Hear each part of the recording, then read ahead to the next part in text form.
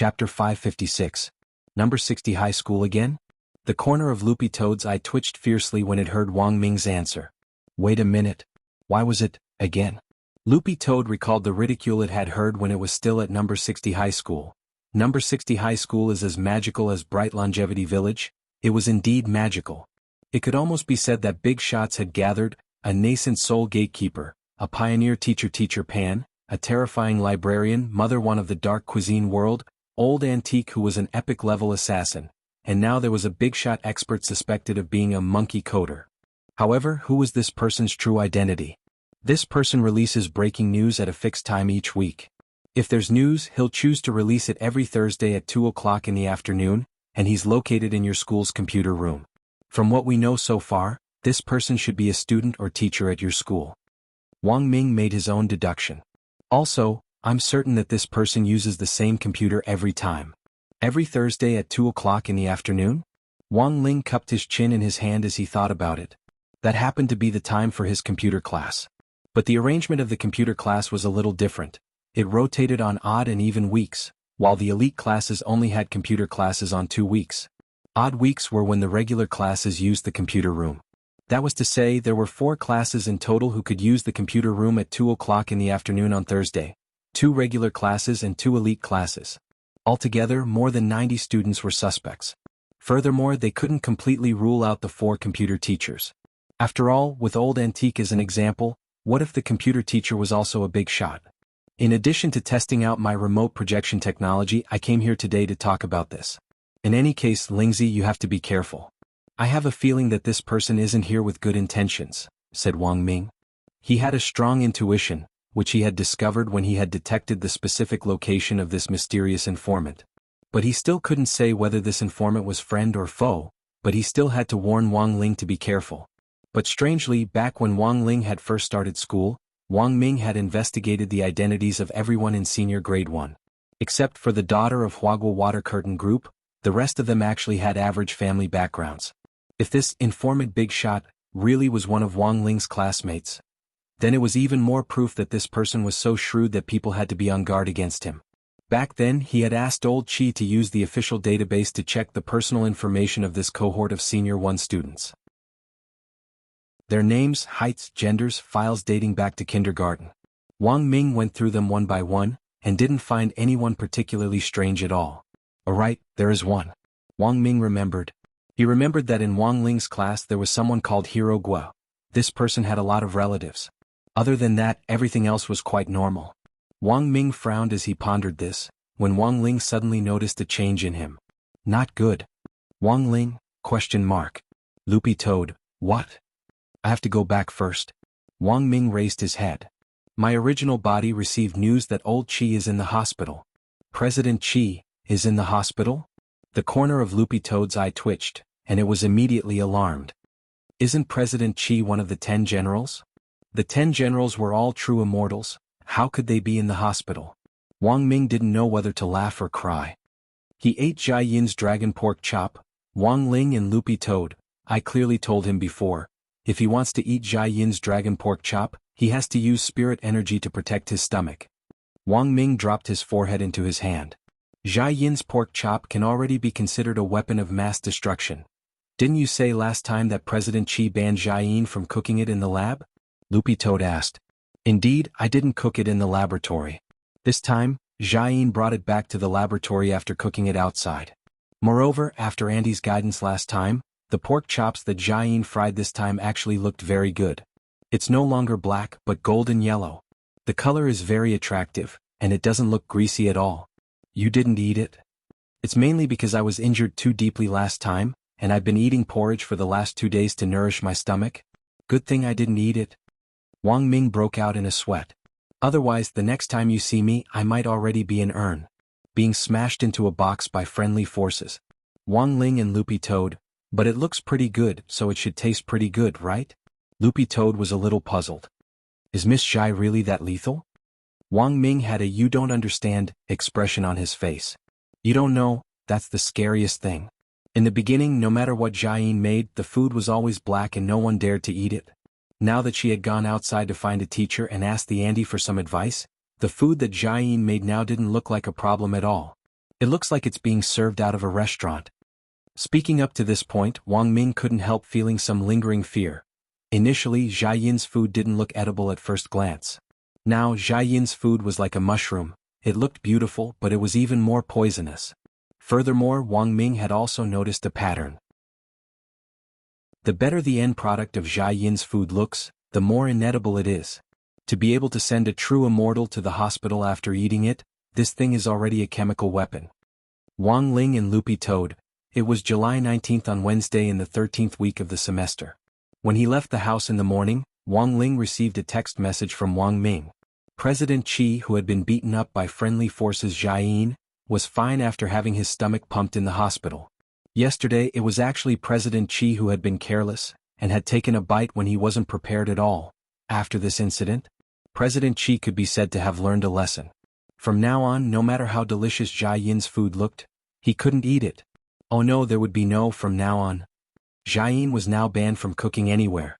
Listening to Wang Ming, Jia Yin's food had already been classified as a prohibited chemical poison by Wuxia Nation's Cultivation Academy of Science. Furthermore, its lethality had already reached level 9, second only to the heavenly E-satellite's E-bomb from heaven, which had reached level 10. When all was said and done, the pupil had surpassed the master. In some sense, Wang Ling felt that Jia Yin was much scarier than Mother Wan. At the very least, Mother Wan's food wouldn't make a true immortal faint from eating it. When Wang Ling arrived in class and handed in his homework, he started to flip through his history book. The first class on Wednesday morning was Old Antiques Theory of History class. Today's topic, which Wang Ling was very interested in, was the gate between worlds. Chapter 557. When he had arrived in class in the morning, he had actually heard some gossip about Old Antique breaking up with his girlfriend. Everyone knew who Old Antique was. Back when he had led everyone to the Spirit Sword Exchange meet at number 59 High School, he had fallen in love with Director Xie, the school's director of teaching. This news had spread very quickly. It was said that Old Antique and Director Xie had just broken up yesterday, and Dopiguo had already heard it firsthand. But this time it wasn't one of Dopiguo's uncles who had told him, but that delinquent senior he Buffing who was determined to study hard at number 59 High School. As number 60 High School's gossip expert, Dopiguo didn't just have an uncle as a resource. He was also a famous social butterfly outside the school. Basically, it didn't take long for anyone who had met Dopiguo to become familiar with each other. Then Dopiguo would turn them into intelligence traffickers, and pull them into his personal gossip group. It was human nature to be nosy, and Master of Dopey's strength lay in the fact that not only did he like to gossip, but he also had the ability to drag other people along with him. This was the scariest thing. A lot of people in class didn't know Old Antique's real identity, and felt that this was just his first love, so it had to be a huge blow to him. Even Lotus Sun, who had personally witnessed Old Antique kill a golden core killer with a piece of chalk at the start of the semester, had only thought that Old Antique wasn't ordinary. But his identity as gorgeous itinerant. In grade 1 class 3, Wang Ling was the only one who knew. Back when Old Antique had been in his prime, he had been a famous little fresh meat in the assassin circle, and who knew how many people had designs on him? But Wang Ling felt that he was still young when it came to relationships, so it wasn't good for him to say too much. Perhaps Old Antique had been right to end his relationship. After all, given gorgeous itinerant's identity, Director Xie was just a weak woman. When Old Antique came to class, he found that it was strangely quiet and no one was talking. Everyone in class thought that Old Antique would be in a very low mood today, but who knew that he would be as if nothing had happened. As usual, he stood on the dais with a bag of spicy strips and a wide smile on his face. Students, let's get ready for class. Everyone, flip to section 5. Modern History. Today we'll talk about the gate between worlds. Old Antique rubbed his hands together. He hadn't brought a book or prepared a PowerPoint. He had already committed these things to memory. Outstanding teachers could basically teach without books when they were completely familiar with the teaching materials. Everyone, stare. Old Antique. Students, if you have something to say it nicely, don't stare at me, I'm very shy. Everyone continued to stare. Old Antique wasn't a fool. Combined with the uncharacteristic silence in the classroom when he had entered, he guessed that the matter of him and Director Xie's breakup at number 59 High School had most likely come to light. After all, the students of both schools knew that they had been together back then. Now that they were separated, this gossip would naturally spread. In fact, Old Antique had long since anticipated this. But the only thing he hadn't expected was that this gossip would spread a little too quickly. He had broken up with Xia Huilan yesterday afternoon, but it seemed like the whole world knew this morning. No wonder even the old man who sold egg pancakes at the school gate had looked at him strangely this morning. Furthermore, the old man had specially cracked an extra egg in his pancake and added a piece of tenderloin covered in coffee-colored sweet sauce. Old Antique now finally understood the meaning of this. It turned out that this meant tenderloin, chicken flying, and egg breaking? Old Antique took out a spicy strip and put it in his mouth. I believe that all of you already know, that's right. I broke up. There was no point in hiding it. In any case, since everyone already knew, Old Antique felt that he might as well say it out loud and then go to class in peace. Why did you break up? Dopey Gua already couldn't hold back his desire to gossip. Work reasons as well as personal reasons, but don't worry, we broke up peacefully. This breakup won't affect the friendship between number 59 high school and number 60 high school. Speaking up to this point, Old Antique couldn't help spreading his hands.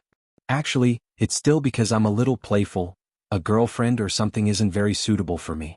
I probably won't have one in this lifetime, and can only rely on my left and right hands to make a living. Everyone, Old Antique raised his eyebrows. This topic was already over, and he clearly didn't want to continue. Cough cough. Next, let's officially start class.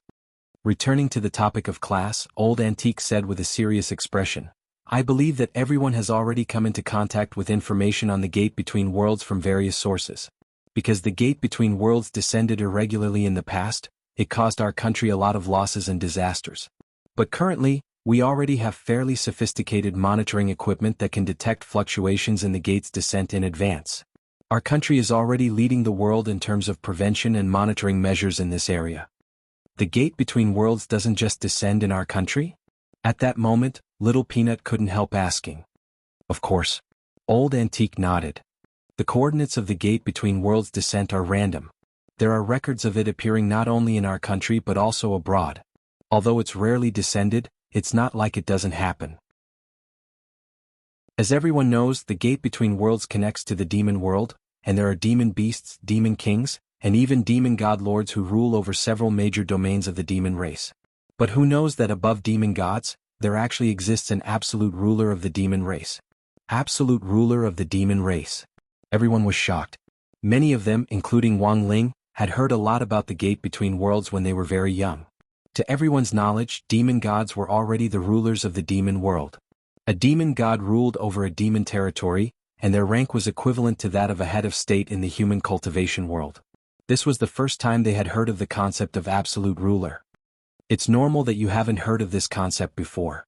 After all, you'll only come into contact with historical knowledge after you enter university, and it's actually still a little far off at this stage. I'll just say a little. This demon ruler is also called Demon Saint.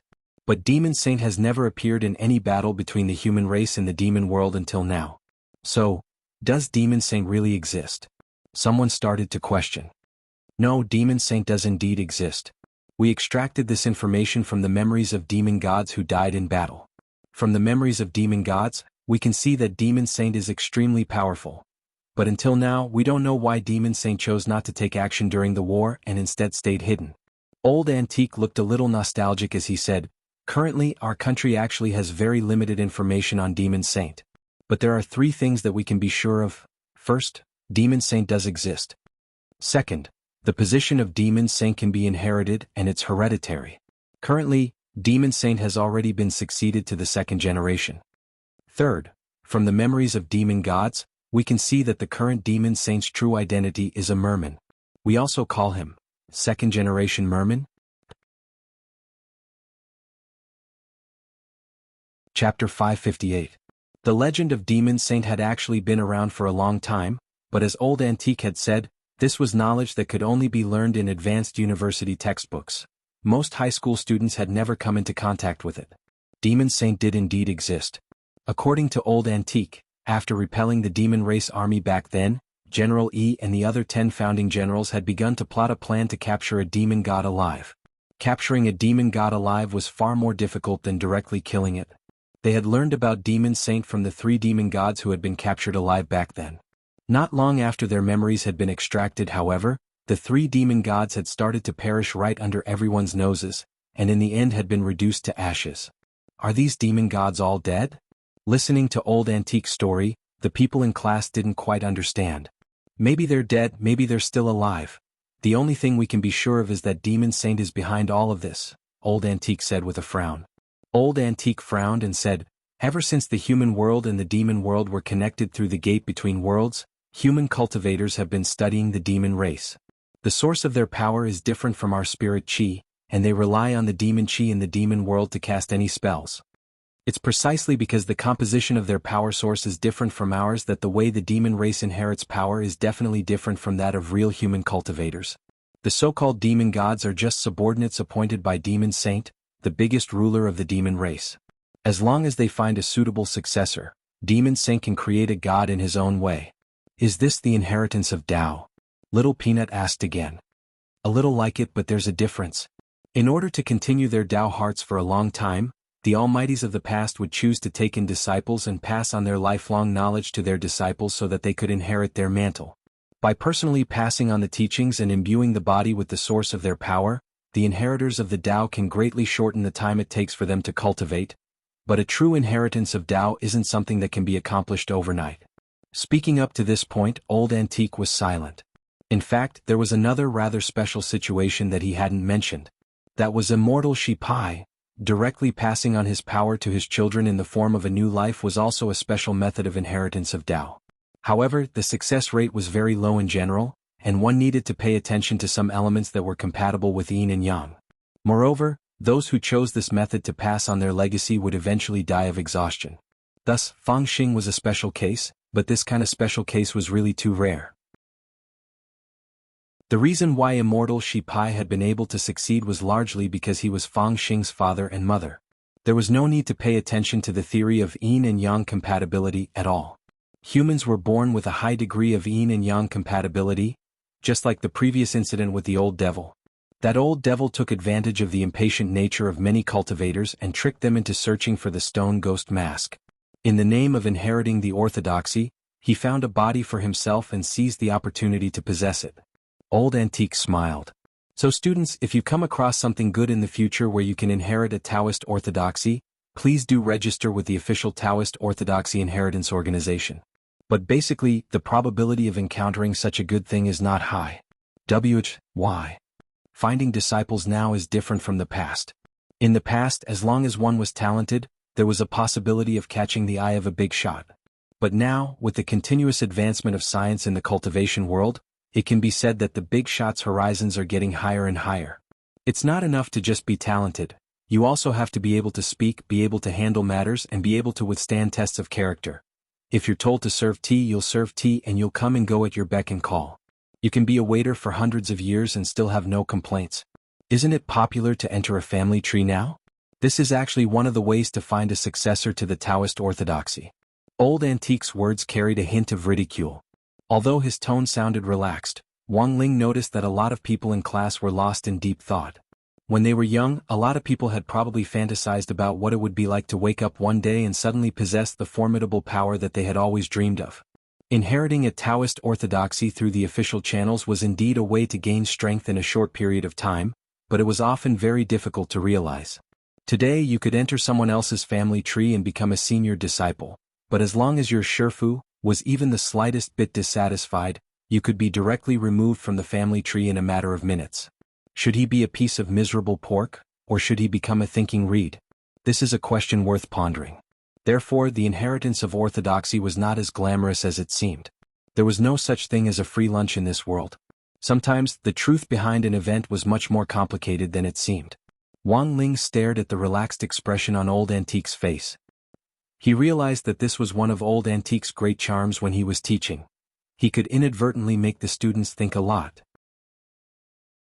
Perhaps he sensed that the atmosphere in the classroom was a little serious. Old Antique rubbed the back of his head and said with a smile, "Of course, if I were taking in disciples, I wouldn't have so many requirements. If I want to accept a disciple, first of all, he must pass the test of history. He must know a lot of gossip, and secondly, he must know how to play." Dopey-Gua suddenly raised his hand in excitement. Teacher, what do you think of me?" Old Antique looked at him. "Do you eat spicy strips?" Dopey-Gua, "No." Old Antique smiled all over his face. "I confirmed with my eyes that you're not the person I'm looking for, Dopey-Gua. Everyone, today was Wednesday, which happened to be the day when Loopy Toad and Fatty Luo had made an appointment to pick up the custom-made magic treasure. Because Fatty Luo never used chat software, Loopy Toad didn't even know what he had designed this custom-made magic treasure. The Bone King had been left behind by poor Dog Saint, so it could be said that it was quite rare.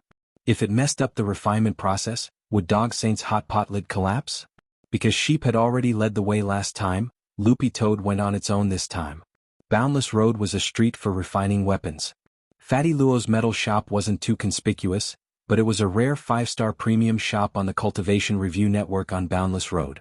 When it reached the shop entrance, Loopy Toad was still wondering what kind of magic treasure Fatty Luo would refine the Bone King into. When he entered, Fatty Luo saw Loopy Toad's figure and nodded tacitly. "Don't move, I'll go get the thing." After saying that, he turned around and went to the refining time chamber at the back of the shop to get the thing. A few minutes later, Fatty Luo came out with a box in his hands and gently placed it in front of Loopy Toad. "Brother Dog, this is the magic weapon you refined from your Bone King. It's a third-class holy weapon, but there's still a lot of room for improvement. If we can find the corresponding materials later on, we can continue to refine it into a second-class or even first-class weapon." "Third class? Not bad." Loopy Toad's eyes lit up. After all, it had been refined in such a short time. It didn't have too many expectations for its grade, it was fine as long as it was convenient. Furthermore, the most important thing was that there was still room for improvement in the Bone King. Fatty Luo crossed his arms and was very pleased with himself. "Brother Dog, open it and take a look. I'm very satisfied with this work." Loopy Toad opened the box, and then it saw a lustrous green light reflected from the box. Loopy Toad stared at the light, its expression a little absent-minded. It understood this principle. As the main material in the refining process, the Bone King could indeed be affected by other supplementary materials, which could cause the finished product to change color slightly. But why? Chapter 559. Could it be that it was inextricably linked to green for the rest of its life? At the very beginning, Loopy Toad had refused in its heart, but after it calmed down and carefully sized up the refined Bone King, it realized that it was in fact quite beautiful on the outside. It wasn't a pure green, but rather a green with a hint of white. It was a little like jade, and the more it looked at it, the more pleasing it seemed to the eye. The refined Bone King already didn't have any trace of a broken bone. After being polished, it seemed to be a little thinner than the original material but more compact. If it had to describe it, it looked a little like the jade dog beating stick that Loopy Toad had read in martial arts novels before.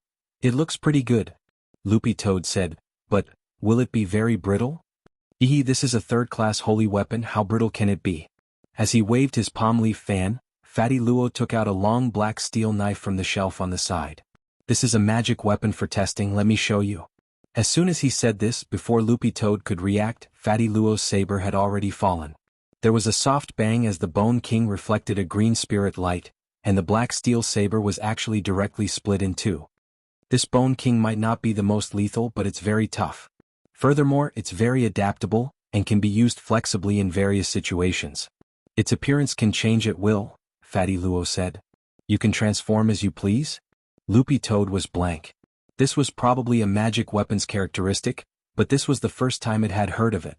For example, the Wuxia umbrella of the Demon Hunters Association's President Changbai had this space ability. The heaven-cleaving sword, that evil sword god had obtained from his Shifu, sword Immortal Fan Rue had the chaos ability. The brilliant victory sword in grenade-throwing Senior Immortal's hand had the absolute defense ability. The Lord Jinka under Little Master Ling had the power ability. But what on earth was this ability to change at will? It's a little troublesome to explain, but it can actually be classified as a type of space ability, but it's a very special one that's different from the common spatial attribute like space transfer. The Bone King in your hand right now can combine with the spatial environment to achieve free transformation, to become what you want. Actually, this thing was a little complicated to explain, so Fatty Luo decided to just do it. He held the Bone King and injected spiritual power into it. He shouted, "Sword come." Then Loopy Toad saw green spirit energy emerge from the Bone King, and it actually turned into a jade longsword in Fatty Luo's hand. "You can do that?" Loopy Toad was stunned. After the demonstration, Fatty Luo threw the Bone King into Loopy Toad's paw. "Yes, this is what it means to do as one pleases." Fatty Luo said, "If it's used well, this Dog Saint's bone is an extremely powerful magic tool. It can be used to attack and defend. Doing as he pleased was a rare trait. But as you can see, the process of transformation takes time. The more complicated the shape, the longer it takes. This requires more practice. Thinking up to this point, Fatty Luo said, "Have you ever thought about what kind of artifact spirit it will be when your compatibility with the Bone King increases and you give birth to an artifact spirit?" Loopy Toad, "I just hope that it won't be green, Fatty Luo. I don't know if it's green or not, but since this Bone King was made from Dog Saint's bone, there's an 80% chance that the artifact spirit will be a dog." Loopy Toad, "It doesn't matter if it's a dog, there are a lot of Lolitas in our dog circle now." Lolitas, Lolitas. Fatty Luo broke out in a sweat. But generally speaking, an artifact spirit's appearance was formed after a long period of contact between the magic weapon and its owner. Usually, the appearance and temperament of the artifact spirit would be based on its owner's wishes, and there wouldn't be too much of a difference. Of course, there was a very small chance that it would be the complete opposite of its owner's wishes. For example, Dog 2 currently hoped that its artifact spirit would be a dog with a Lolitas, so there was a very small chance that it would be a muscular bro dog. Loopy Toad nodded and mentioned Wei Ji. "That's right, don't I have a pet trainer friend? After getting to know him, I actually learned a lot about the dog circle in private." Fatty Luo, Loopy Toad spread its paws. "In our spirit dog circle, there's a little radish dog who made a lot of money off of a shit-shoveling officer called Paladin. He plays chicken with him every day." Fatty Luo, little radish dog? Loopy Toad nodded. "That's right. It's a little radish dog. Aren't little puppies and wolf puppies popular now? Little radish dogs are also one of them." Fatty Luo suddenly felt that his knowledge had increased. Loopy Toad successfully took the Bone King from Fatty Luo, and the whole process didn't take long. In Fatty Luo's shop just now, Loopy Toad had already used its dog blood on the Bone King to bind it to its owner. For the rest of the day, Loopy Toad decided to go back and refine its basic dog skills, as well as study how to use the Bone King. Tomorrow, Thursday, was the day of the Spirit Beast Battle Royale. Since it had obtained the Bone King, Loopy Toad decided to test the Bone King's combat value in actual combat. Actual combat experience was often very important. Of course, the Spirit Beast Battle Royale tomorrow was actually just a game for Loopy Toad. It had to save its real energy for the battle when it returned to the clan. Friday. Loopy Toad had already decided on a time. The time limit for its prophetic dream was up, and it had to go back and settle everything. To this day, Loopy Toad still couldn't forget the scene in that prophetic dream of the Toad clan's venerable elder when leading the ministers in a tearful prayer in the main hall. It was like a nightmare that haunted Loopy Toad's mind from time to time. It was time to put an end to all this. On the way home, Loopy Toad looked at the sky, and the scene in front of it seemed to blur as it saw the blue sky that it could only see in its hometown. When Loopy Toad got home, it changed into its yellow skin-tight exercise clothes and wanted to find Sheep as its sparring partner. Yesterday, it had used the first and second forms at the same time and had rubbed against Sheep's skirt. This was a very groundbreaking improvement, and its ultimate goal was to lift Sheep's skirt. But after searching for a long time, Loopy Toad couldn't find any trace of Sheep. Looking at the time, Loopy Toad remembered that it was time for the old man to go grocery shopping, so it was most likely that he and Sheep had gone out to buy groceries. Wang Ling had already returned from school. Looking through the window on the second floor, he raised his eyebrows slightly. He glanced at Jinka on the bed. Jinka trembled slightly, and very quickly turned into human form to come over to Wang Ling's side in response. Wang Ling looked at Loopy Toad, who was looking for a sparring partner in the courtyard, and rubbed Jinka's hair. Jinka yawned, then turned into a stream of light and directly landed in front of Loopy Toad. Loopy Toad was startled by the sudden descent of the brown spirit light. Jinka's expression turned serious. "I will be your opponent." Loopy Toad, Can I refuse?" Jinka, "No you can."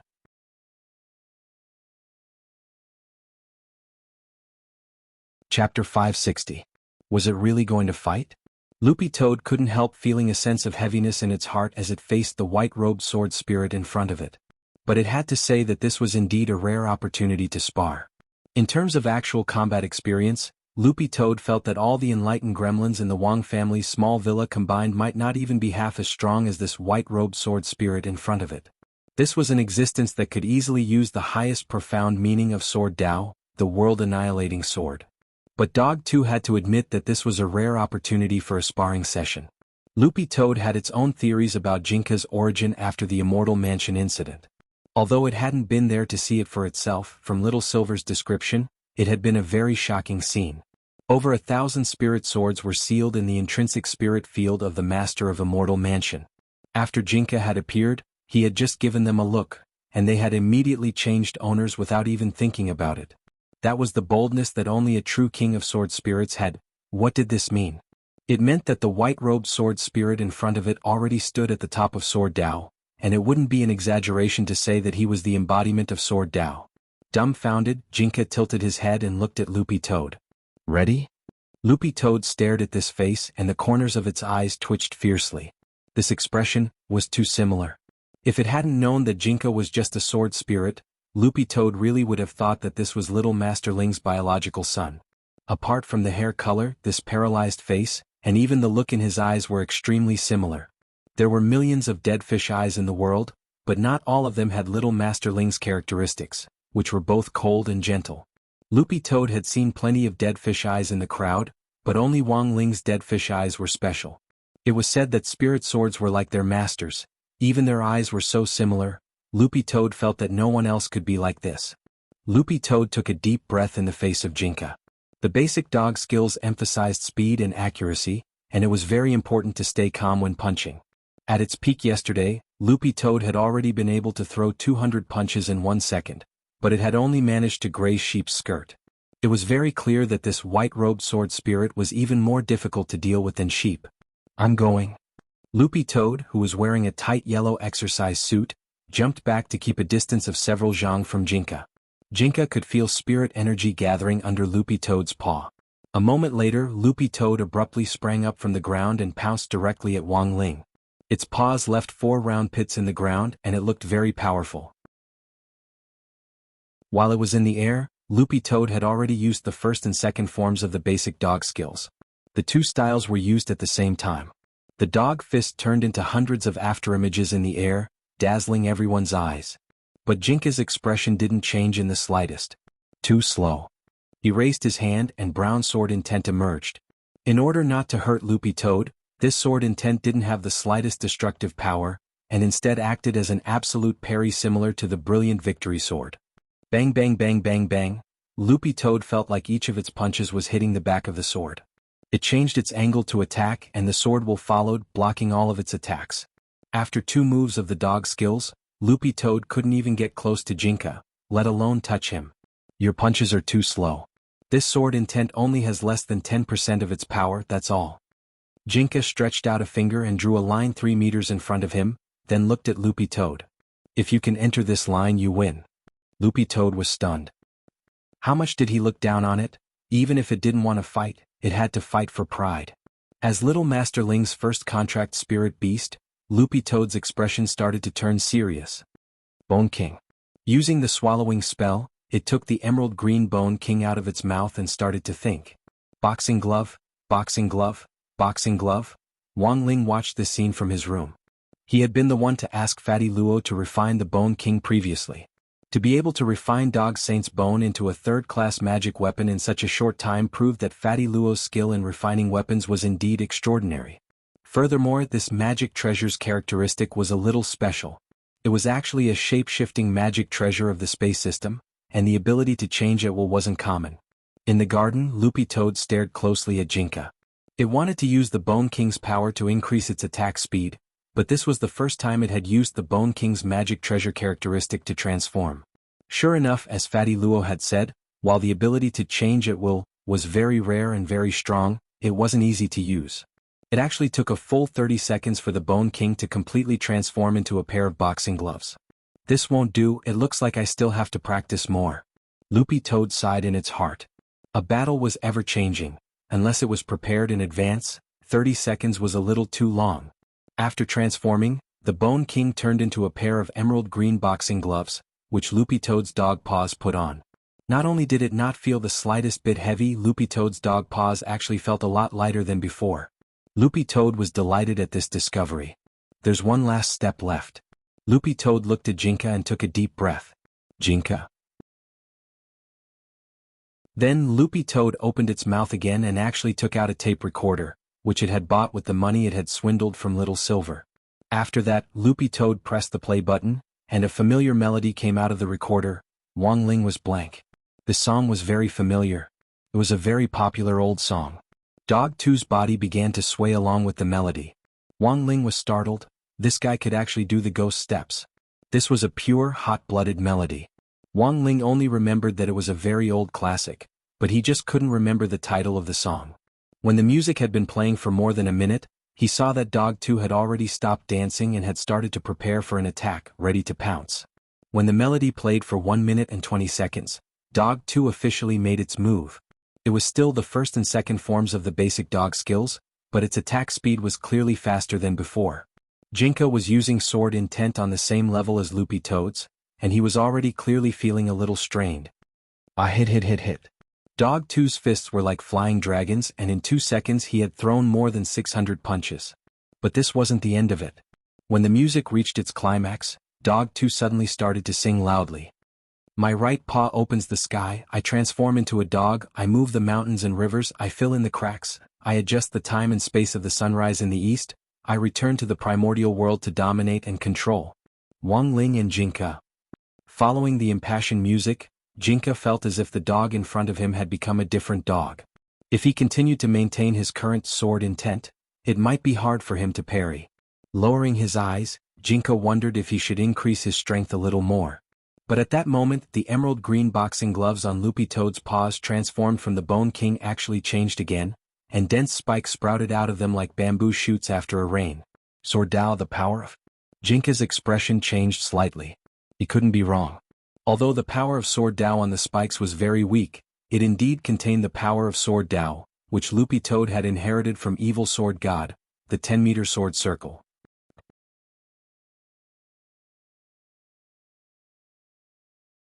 Chapter 561. Wang Ling, who was watching the battle, was also stupefied. It was actually able to perfectly combine the power of Sword Dao with its own spirit technique through a magic treasure, and thus complement each other in battle. Was this also a kind of power brought about by the Bone King's freewheeling characteristic? Wang Ling cupped his chin in contemplation. He couldn't think of any other reasonable explanation. But if that was the case, this Bone King could be said to be a perfect match for Dog 2. It was simply like a life-bonded magic treasure. With the background music of the song Dragon Fist, Buttface aura surged. The emerald green glove in his hand, which had been transformed from the Bone King, combined with the power of the Sword Tao, was filled with spikes. In a short moment, Buttface aura had multiplied. Jianghu raised his eyebrows slightly. He saw that Loopy Toad's body had already formed an invisible gravitational field of 10 meters. This was the unique Sword Dao gravitational field of the 10-meter sword circle. Now that Loopy Toad had combined the power of the Bone King, it had already begun to take shape, but compared with the complete form that Evil Sword God had displayed back then, it was still quite a ways off. The 10-meter sword circle that Evil Sword God had displayed back then was like a small planet that directly formed a 10-meter domain. In a split second, it erupted with an enormous gravitational force that sucked in everything around it and then tore it to shreds. The more proficient the power of Sword Dao with this characteristic, the stronger the gravitational force. At that time, Evil Sword God's 10-meter sword circle could already produce holy void light, and anyone who was sucked into it would feel a strong sense of weakness. But to reach that level, Loopy Toad had to master more than 95% of the power of Sword Dao. Even so, the gravitational wave that Loopy Toad was now releasing was already enough to make people feel like they were being pulled. Not bad, Jianghu praised indifferently. He could already see Dog 2 madly brandishing its spiked boxing glove to clash with the sword intent that Jianghu was emitting, which was less than 10%. But it's no use. Jianghu raised his hand and was about to increase the power of his sword intent, but at that moment he suddenly saw Dog 2's yellow tights actually crumble under the power of the 10-meter Sword Dao. Then Jianghu saw this scene. In the void, a completely naked green-furred dog waved its jade-green spiked boxing gloves in a frenzy. Its indescribable part was like a green bristlegrass, swaying crazily in the wind as its body swayed. Jianghu, you said do not look at indecent things. Jianghu hurriedly covered his eyes. Good chance. Loopy Toad knew its time had come. It met the sword intent with a ferocious hammering, and directly entered the 3-meter boundary Jianghu had drawn. At the same time, he leapt high into the air, put away his spiked gloves, and pressed his paw prints on Jianghu's white robe. The entire set of movements was as smooth as flowing water. Buttface said, I1. Wang Ling and Jinka. At this time the sun was setting in the west.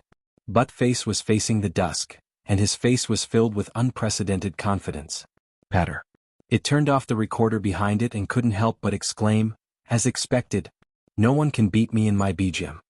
Wang Ling and Jinka.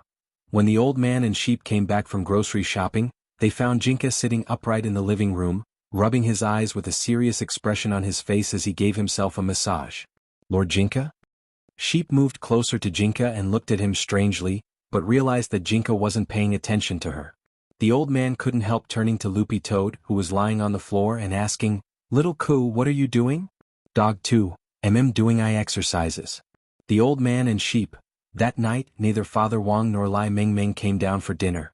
In the study, Lai Mingming was doing his best to urge Father Wang to write his draft.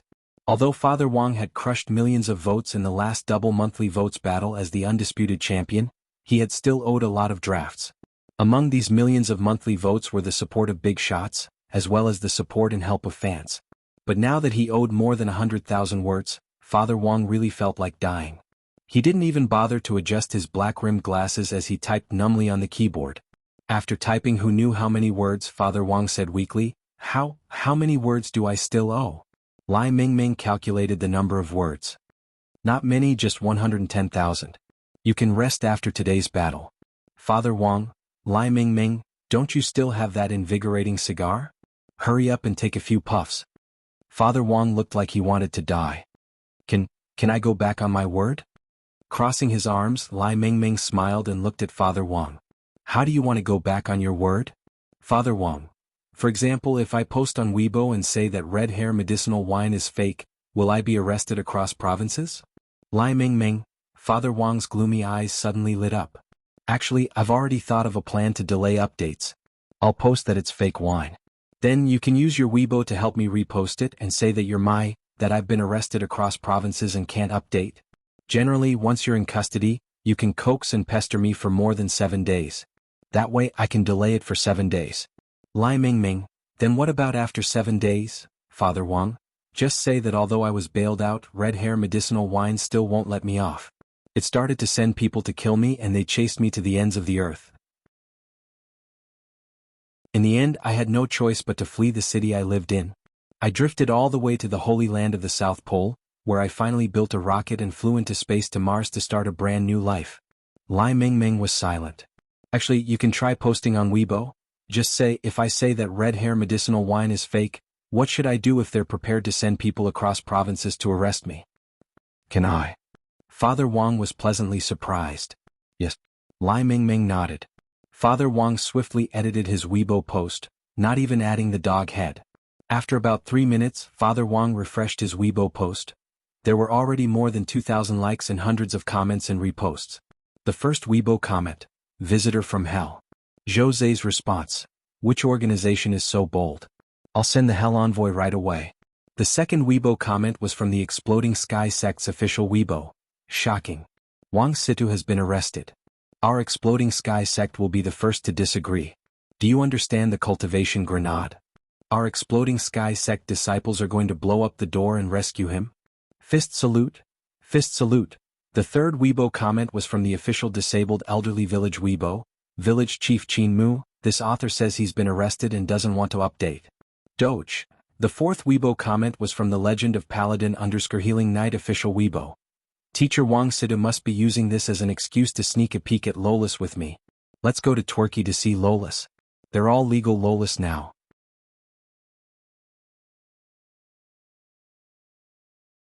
Chapter 562.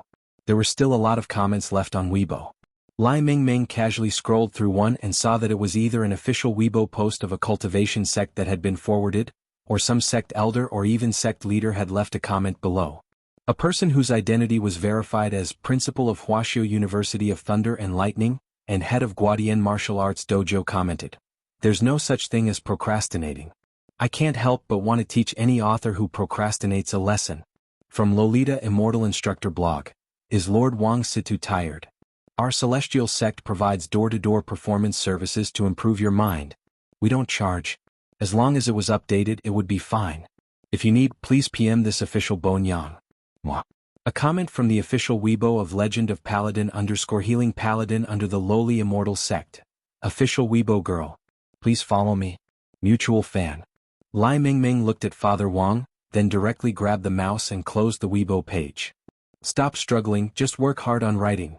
As soon as Lai Mingming said this, Father Wang saw his phone on the table suddenly vibrate as he received a secret text message from the number 77777777. When he saw the number, Father Wang already knew who it was. He opened the message and saw that it was from that Lord. That adult, I saw your Weibo. Someone wants to arrest you? What was that red hair medicinal wine for? Should I get someone to check it out? Forget it. I'll just directly ban the trademark. I've already asked President Xi to locate your phone. If someone in Shanghai City comes looking for you, President Xi will know right away. I'll look for whoever chases after you. So hurry up and update. Without an immortal king to watch, I'm going to die. 3. Angle, _ Father Wang. Standing far away, Lai Mingming didn't see the specific content of Father Wang's message, but it was very obvious. When he saw this message, Father Wang's expression had already turned deathly still. Also, the number of the message just now was 77.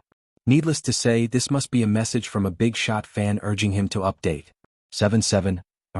Lai Mingming cupped his chin and thought, the world is focusing on you. July 20th was the 13th Thursday of the semester. At noon, Wang Ling was going to test the medicine ball when the opening ceremony was already over. It wasn't like last time where there were 3 whole grades of spectators, which made him feel a lot more at ease. However, there were still onlookers. They were all people who didn't want to rest during the afternoon self-cultivation and came out to watch. Apart from Wang Ling, there were 3 other people in grade 1 who had signed up for the medicine ball event. Fang Xing, that classmate Shi Shuai from before, and Hu Su, who had been held back for 4 whole years and whose grades had recently improved by leaps and bounds.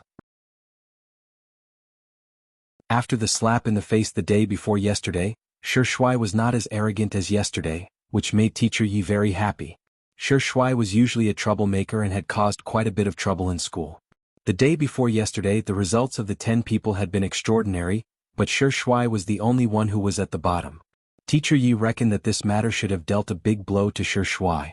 Therefore, in today's medicine ball competition, regardless of whether Shi Shuai's results were good or not, Teacher Yi had decided to give him a round of encouragement. After hitting him with a stick, he had to give him a piece of candy. This was the basic operation. Every teacher at number 60 high school paid great attention to spiritual education. The success of a spiritual education would directly affect a person's external development. This was especially true in grade 1, when students would feel empty and confused. They were especially prone to cynicism, and liked to post especially pretentious, non-mainstream posts in their WeChat moments and WeChat moments. It was especially important to guide them properly. This time, the supervisors were still the same 3 referees who had been here the day before and the day before. However, this time, the arbiter was the old referee of the 3, and Audiobook wasn't present today because of work. Holding a special red medicine ball in his hands, the old referee gave a pre-match explanation. According to the competition rules for the medicine ball event in the district sports meet this time, we will evaluate the results of 4 students.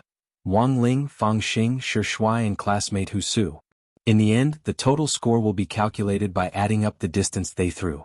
1 meter is 1 point. Full score is 100 meters. After saying that, the old referee handed the special red solid ball to Shi Shuai. You go first.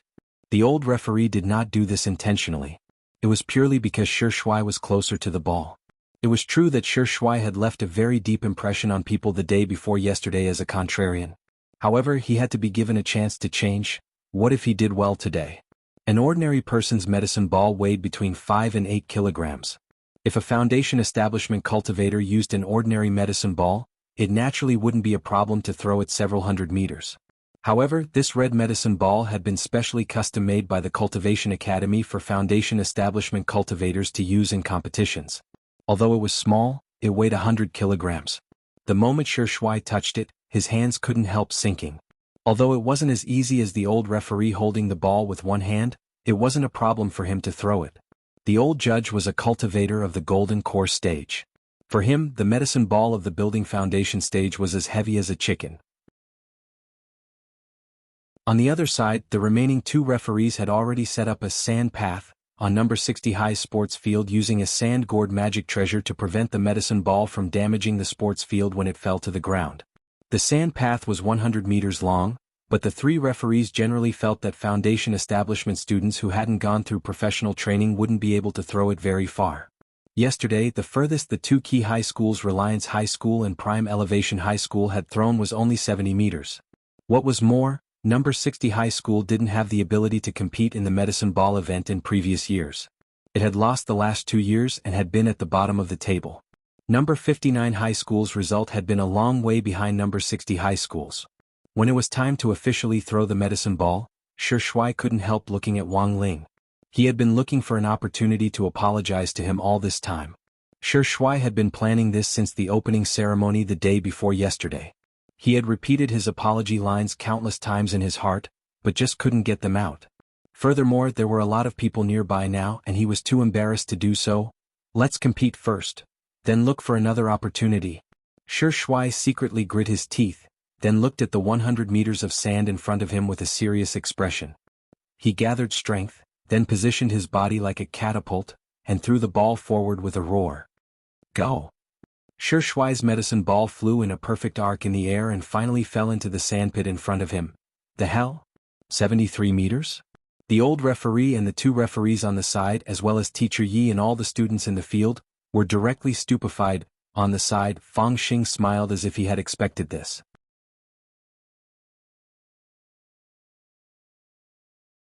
Chapter 563. 73 meters. Everyone was shocked. The old referee was completely dumbfounded when he saw Shi Shuai's result. 73 meters was another record. In history, the best result for a medicine ball throw of a 100 kilograms foundation establishment cultivator was only 71 meters. Shi Shuai had never expected to throw it so far. In that split second just now, he had thought that 40 meters would be his limit. What was going on? He looked at his hands in disbelief. Could it be that during yesterday's relay run, he had inadvertently opened up his conception and governor vessels?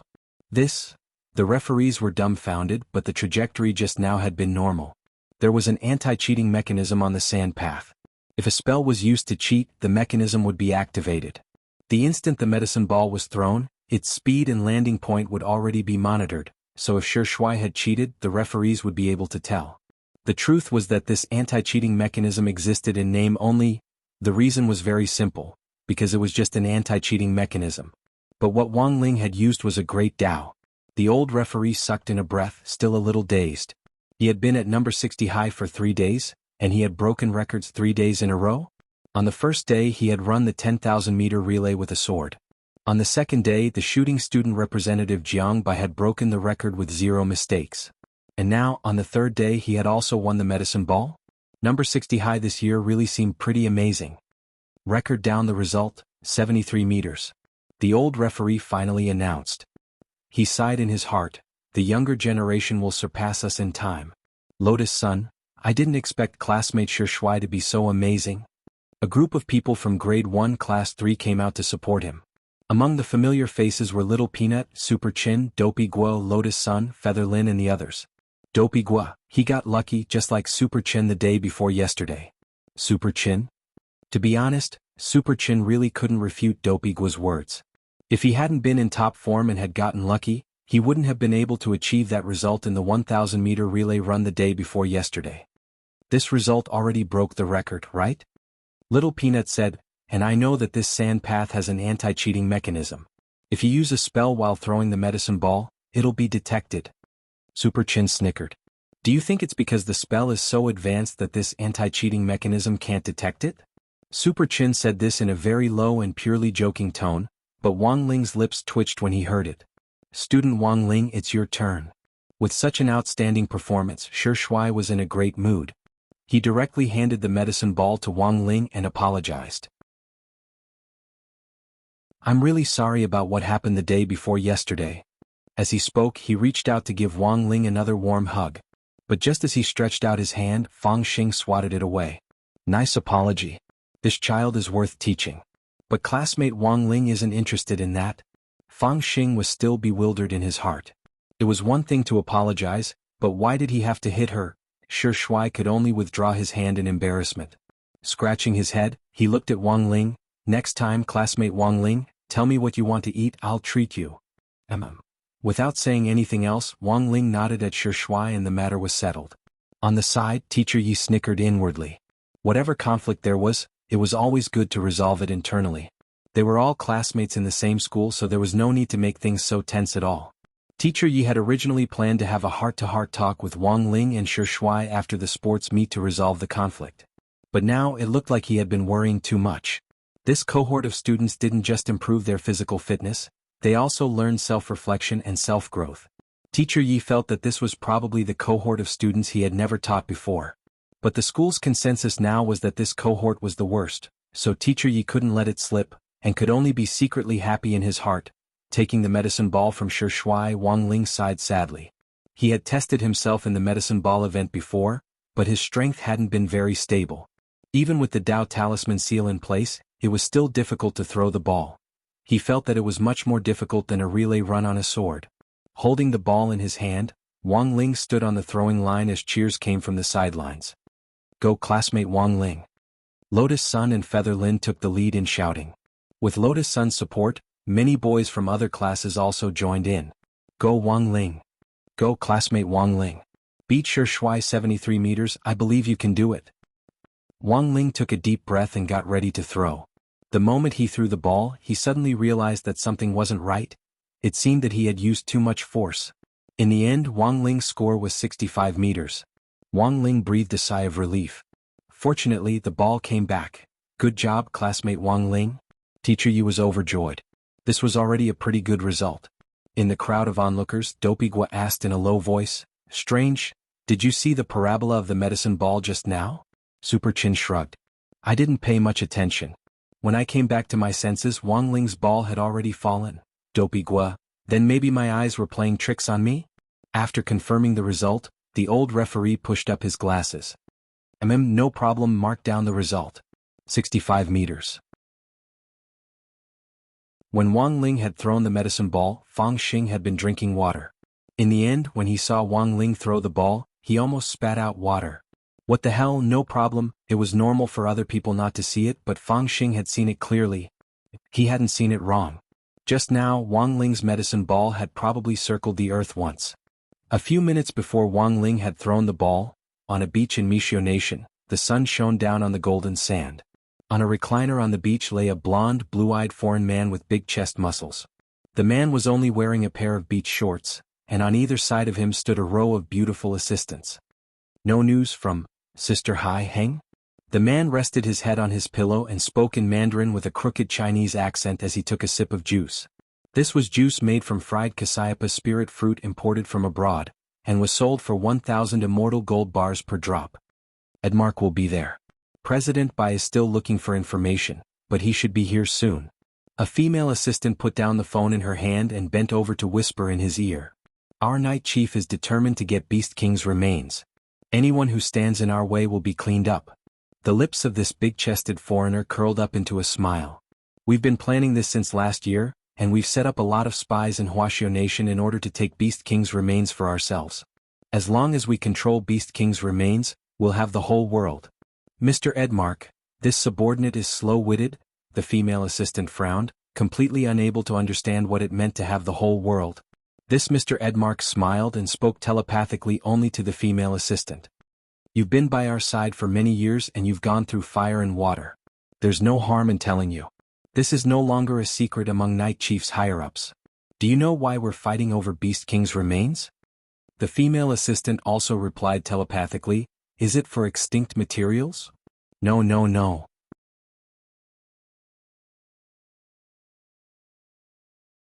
Chapter 564. Level 13? The female assistant's face turned pale with shock.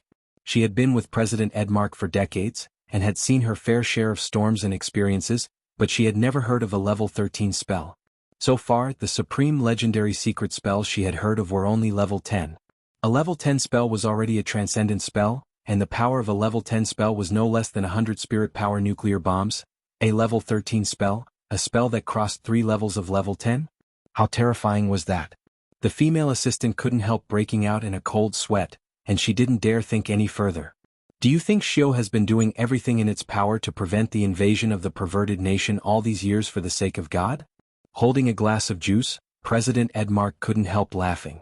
Of course, it's indeed very important to protect the extinct resources. But more importantly, they also want to obtain the level 13 Transcendence spell hidden in Beast King's remains. Last year, our spies dispatched by Night Chief obtained this information from Huaxiao's military. The female assistant was stunned once again. Despite Xiao's strict defense all these years, they had still been able to plant spies inside, and they had even obtained information from the military. In terms of secrecy, it went without saying that the level 13 spell in Beast King's remains was highly confidential. But how on earth had they obtained this information? Could it be that Night Chief spies had also been planted inside Huaxiao? The female assistant cupped her chin in her hand as she pondered. Previously we've seen a rank 10 spell, and its power is already extraordinary. According to the inference of the Master of Spellcasters, the destructive power of a grade 11 spell can bring disaster to an entire planet, a grade 12 spell can annihilate a planet, and a grade 13 spell can completely erase an entire planet from the universe. President Edmark seemed to think of something, and the corners of his lips curled up into a strange smile. Now, you should know how important this level 13 spell is to us, right? As long as we control it, we can threaten the whole world. We've been planning this for a long time, and President Bai's investigation should be over soon. The female assistant turned pale with shock, then knelt down on one knee. She lowered her head and had an extremely humble expression on her face. President Edmark actually shared such an important secret with this stupid subordinate. This subordinate has nothing to repay you with. These are all trivial matters. President Edmark waved his hand and smiled as if everything was under his control. Who do you think I am? I'm one of the 6 great generals of Night Chief, and the hand of the 6 great generals. Although Bai Zhe is on equal footing with me, he doesn't have as much authority as I do. After this grand plan is successfully completed, I will think of a way to recruit Bai Zhe and have him work under me. When the female assistant heard this, the reverence on her face deepened. That's right, what kind of status and strength did President Edmark have? When Night Chief was first established, the earliest group of elders were the first subordinates of the current leader of Night Chief, Night Ghost Spirit Emperor. Night Chief didn't have a deputy leader, but Edmark's status was already no different from that of a deputy leader. Apart from Night Ghost Spirit Emperor, everyone in Night Chief had to show President Edmark some respect, and the other 5 generals were no exception. And among the 6 generals, President Bai's position was actually the lowest.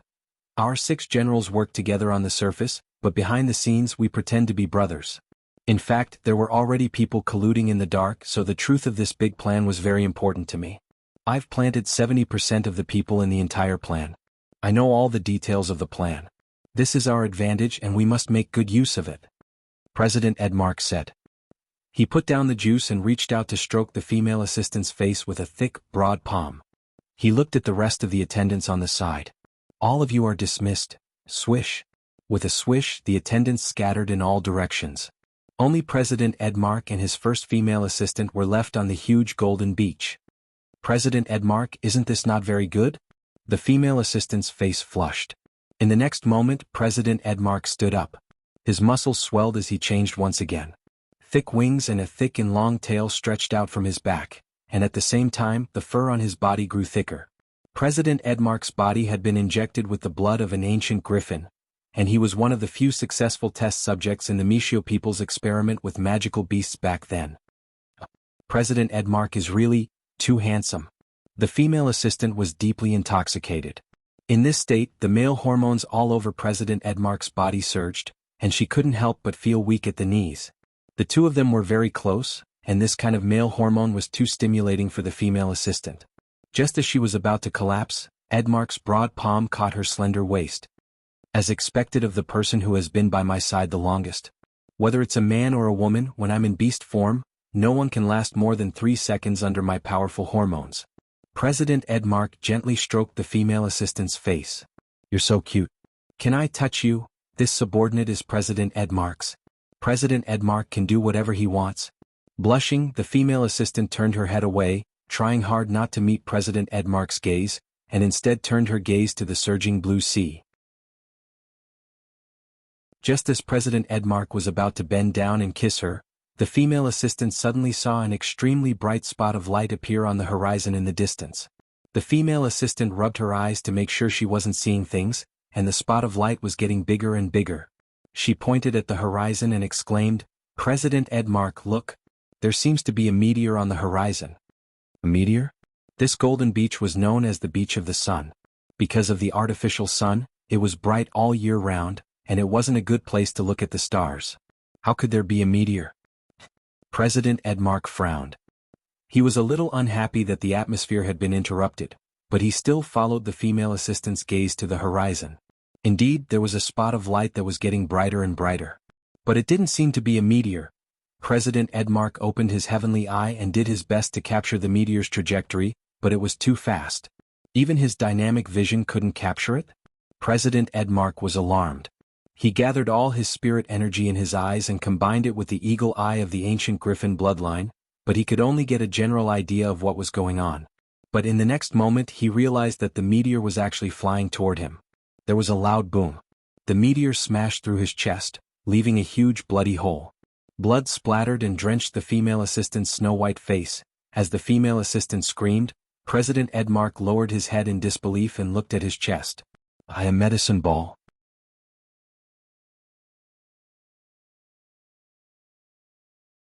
Chapter 565. President Edmark was dead? What on earth was that sudden drop in spiritual pressure just now? Drenched in blood, the female assistant trembled helplessly on the golden beach.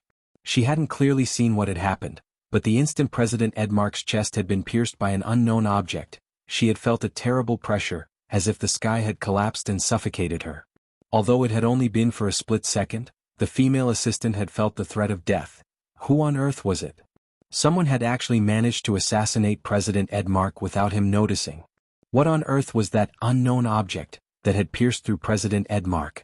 Gritting her teeth, the female assistant got to her feet on trembling legs and carefully examined the bloody hole in President Edmark's chest. President Edmark, who had the ancient griffin bloodline, had a very strong regenerative ability. Under normal circumstances, even if his head had been cut off, he wouldn't have died immediately. But now the bloody hole in his chest was bleeding non-stop. It was very clear that this was a wound that couldn't be healed at all. It was likely that that unknown object had a serious injury effect, and it had struck right in the heart. It could be said that this was an attack that had been carefully planned to kill without any resistance. "I have to report this to Spirit Emperor as soon as possible." With trembling hands, the female assistant dialed the emergency hotline inside Night Chief. It had been less than 3 minutes since President Edmark's death. If she could make it in time, she might be able to collect the remnant of President Edmark's soul on this golden beach, but it was very strange. The female assistant realized that Night Ghost Spirit Emperor's emergency hotline was unexpectedly unanswered. In the past, such a situation would never have occurred. At the same time, a riot was taking place in a secret laboratory on the border of Mishio Nation. Spirit Emperor has been assassinated. Alert! Alert! Level 1 alert! Several Night Chief disciples shouted in alarm. A man with waist-length black hair and a face like a vampire's was half-kneeling on the ground with a pained expression on his face as he gasped in pain. This pained man was none other than Night Ghost Spirit Emperor, whom President Edmark had mentioned earlier. All of this had happened too suddenly. Just now, an unknown object had smashed through the 81 true immortal barriers outside the laboratory, smashed the impregnable barrier outside the laboratory, and took away one of Night Ghost Spirit Emperor's arms. Damn it! Who is it? How dare you assassinate me so brazenly? Night Ghost Spirit Emperor flew into a rage. His entire right shoulder and arm had been crippled, and the injury could not be healed. The unknown object that had smashed him into this state clearly had a heavy injury effect. To be able to injure him to such an extent, this person's strength was extremely terrifying. Regardless of whether it was a Dharma treasure or a Dharma technique, to be able to cause such a degree of injury, this person's strength was definitely above that of a true immortal. Night Ghost Spirit Emperor frowned deeply. He could only think of one possibility. Firstly, this person was definitely an immortal venerable. Second, this person was very likely the legendary immortal Jianghu. In today's world, all countries abided by the International True Immortal Convention. Furthermore, every year, the heads of state would conduct random checks on each other to rule out the possibility of a venerated immortal. So the possibility that this sneak attacker was that immortal Jianghu was very high. But the question was, how had Night Chief been targeted by such a big shot? Night Ghost Spirit Emperor's imagination ran wild. This matter must be thoroughly investigated immediately. He had to find out the truth. Sir Spirit Elder. There's a phone call. At this moment, one of the disciples suddenly said, I don't have time to answer it now. Night Ghost Spirit Emperor clenched his teeth, then exhaled a breath of cold air and froze his arm on the ground. That strange magic artifact just now had a serious injury effect, which prevented the wound from healing. Get me some anti-serious injury medicine right away. My lord. This is an urgent internal call.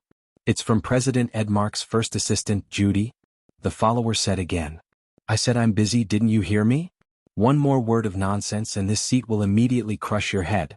Because he had lost an arm, Night Ghost Spirit Emperor was in a very bad mood. Edmark is getting more and more outrageous. Tell him to call me personally. The disciples, in number 60 High Stadium. 65 meters is already pretty good, isn't it? Dopigwa couldn't help exclaiming in admiration. I didn't expect Wang Ling to be so amazing. You look so skinny but you still have something in you. I've never felt that Wang Ling was weak, alright? Super Chin sked. To be honest, I think Wang Ling can hide his strength.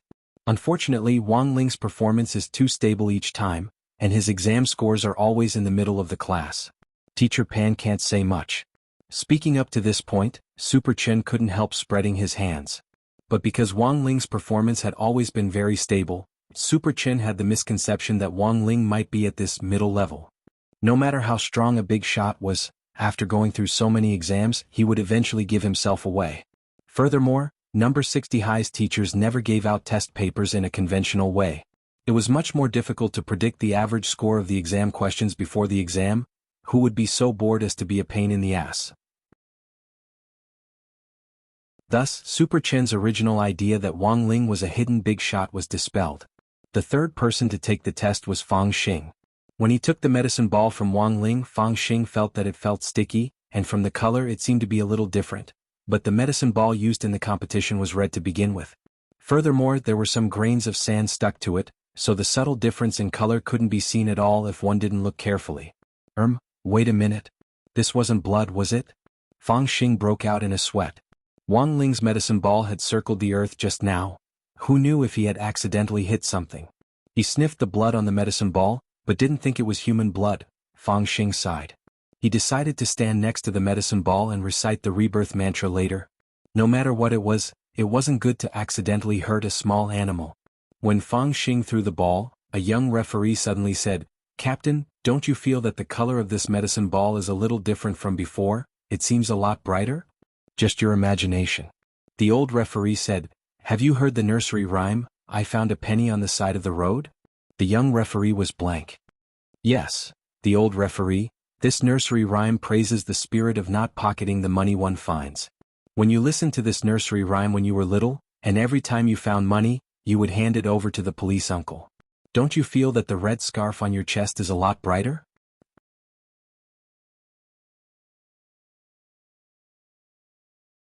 Chapter 566. On the other side, Wei Ji and Loopy Toad also arrived at the entrance of the Spirit Beast Assessment Center. The Battle of Spirit Beasts was about to begin, and Wei Ji and Loopy Toad went to the front desk to board the plane with number 60 High's wholesale authorization letter in his hand. When the little sister at the front desk saw the copy of Wei Ji's pet trainer qualification certificate on the authorization letter, her mouth directly dropped to the size of an egg. This was a big-shot pet trainer. The little sister trembled as she tapped the seal. She had already been very shocked when an S-level pet trainer had come before. She hadn't expected another SSR to come now. It was very obvious that these two pet trainers had been hired by the schools. Were all pet trainers so short of money these days? The little sister was a little puzzled. Hello, Mr. Wei Ji and Mr. Dog 2, this is your authorization letter. Your match will take place in Stadium number 3 in 15 minutes. The little sister gave a very professional smile. Thanks. Wei Ji accepted the documents and habitually tugged on his cap, turning it to the back. Just as Wei Ji was about to leave, the little sister suddenly said, wait? Wei Ji turned his head with a puzzled expression. Is there something else? The little sister smiled awkwardly. I'm very curious. For a pet trainer of Mr. Wei Ji's level, what is the standard fee for commanding a battle on behalf of his master? Oh, I won't charge you. Wei Ji shook his head and looked at Loopy Toad at his feet, his eyes sparkling. Brother Dog and I are true love. The little sister, Loopy Toad, the Battle of Spirit Beasts was a true stadium battle. After the 3 spirit beasts from each school were selected from the group stages to make it to the finals, the final championship match would be between these 3 spirit beasts. All the stadium battles would be broadcast live to all the major high schools at the same time, and Loopy Toad guessed that there would definitely be a lot of people watching the final championship match. Before the match, Loopy Toad had already made some predictions about the other 2 spirit beasts that would appear in the championship match. The land shark, aluminum small fish from Reliance High School, the golden-back gorilla Jinbei from number 59 High School, and the fighting lion chosen by the Shao clan from God Vision High School would be its biggest enemies. When they arrived at the entrance of number 3 dojo, the S-level pet trainer number 59 High School had entered with the golden-back gorilla. Their opponent was a giant crystal king scorpion from Prime Elevation High School, which was about the size of a monkey. The pet trainer sent by Prime Elevation High School was also an S-level player. The golden-back gorilla was a 4th-class spirit beast, but the crystal king scorpion was 3rd class. But as long as pet trainers were involved in a battle between spirit beasts, the outcome couldn't be determined purely by the spirit beast's grade.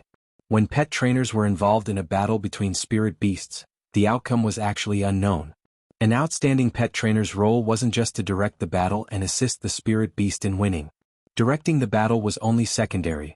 The more important thing was to help the spirit beast discover the opponent's flaws in battle, and to quickly react and formulate a targeted battle plan that could win. The fact that Wei Ji could obtain an SSR aptitude as a pet trainer was enough to prove that his perception was very strong and that his mind was rather nimble. While Loopy Toad was thinking this, the introduction of Dojo Number 3's entrance ceremony had already begun. The male commentator began to introduce the contestants in the commentator's seat. What you'll see next is contestant Jinbei from number 59 High School and contestant Scorpion Lilai from Prime Elevation High School. It's worth mentioning that this time, contestant Scorpion Lilai from Prime Elevation High School has come to this stage after defeating 3 powerful 3rd-class spirit beasts, namely Spider Detective, Cockroach Bully and Shark Chili. Let's look forward to Scorpion Lilai's brilliant performance. Loopy Toad, in front of Dojo Number 3, Wei Ji looked at the broadcast on the big screen. "Brother Dog, who do you think will win?" Loopy Toad said without hesitation. "This golden-back gorilla has a higher chance of winning." Wei Ji chuckled. "Great minds think alike, Brother Dog. As expected, you and I are a match made in heaven." Loopy Toad had previously investigated all the spirit beasts participating in this competition. Although this golden-back gorilla's grade wasn't as high as this crystal king scorpion's, these 2 spirit beasts were very incompatible and could be said to be natural enemies. Furthermore, there were clear rules in the dojo battles between spirit beasts that forbade them from using ultimate killing moves, which limited a lot of things. Furthermore, the Crystal King Scorpion's most prided mental toxin was greatly restricted. In this competition, the Crystal King Scorpion was only allowed to use anesthetic toxins. However, anesthetic toxins generally wouldn't have any effect on such a huge golden-back gorilla in a short period of time. Coupled with the fact that golden-back gorillas had coarse and thick skin, it was questionable whether this Crystal King Scorpion's stinger would be able to stab it. The battle began. The golden-back gorilla started pounding its chest and stamping its feet. This was a battle roar type of sound wave spell which could be used as a mental deterrent. On the other hand, the Crystal King Scorpion circled around the golden-back gorilla, looking for a place to inject the anesthetic toxin. The pet trainers on both sides fought a battle of wits and courage. The Crystal King Scorpion's pet trainer was constantly looking for an opportunity to attack, but the golden-back gorilla's pet trainer was even more vigilant. As long as the Crystal King Scorpion made the slightest movement, he would immediately warn it. 3 minutes had already passed since the start of the match. There was no physical conflict between the 2 sides. "There's no need to watch, the golden-back gorilla has already won this battle." Wei Ji looked at the time and shook his head straight away. You definitely can't fight a protracted battle with a spirit beast like the golden-back gorilla, which can easily enter a berserk state. It's easy to trigger a berserk state, and the golden-back gorilla's battle roar at the start of the battle is stacking its anger. Once it enters a berserk state, even if the Crystal King Scorpion stings it, it won't matter much. Anyone with the slightest foundation in pet training would know that a berserk spirit beast was basically completely immune to paralytic toxins. If the use of mental toxins hadn't been banned in the dojo battles, this Crystal King Scorpion might have had a better chance of winning. As Wei Ji analyzed the situation, a number of pet trainers nearby looked over in surprise, agreement and doubt. "There's 1 more minute before the battle is over." Wei Ji already couldn't be bothered to look at the screen, and instead crouched down to stroke Loopy Toad's dog fur. Miraculously, Loopy Toad realized that it actually didn't dislike it at all, and instead felt a little comfortable. Previously, apart from little Master Ling who had stroked Loopy Toad's fur, anyone else who had touched it would make it feel uncomfortable. But Wei Ji didn't feel this way at all. Grooming a spirit beast's fur before a battle is good for relaxing. Wei Ji stood up after helping Loopy Toad for about a minute. Because on the big screen, the commentator had already officially announced the end of the battle. Since the Crystal King Scorpion's paralytic toxins had no effect, it had been directly knocked out by the Goldenback Gorilla's mountainous iron hammer. The two pet trainers shook hands and then left the arena. The Goldenback Gorilla and Crystal King Scorpion were sent down to have their injuries checked, as was customary in dojo battles. As Wei Ji had predicted, the battle was over in 1 minute. The pet trainers who had questioned Wei Ji earlier all looked at him in amazement. Who on earth is this person? The 2S level pet trainers have come out. Teacher Xiafei and Teacher Yu Yang. They are both famous pet trainers from the Pet Trainers Guild. The two pet trainers smiled as they walked out of the dojo, and many young pet trainers crowded around them for autographs. But the moment they saw Wei Ji, they were startled. Mas? Wei Ji greeted the two of them with a smile and made a shushing gesture.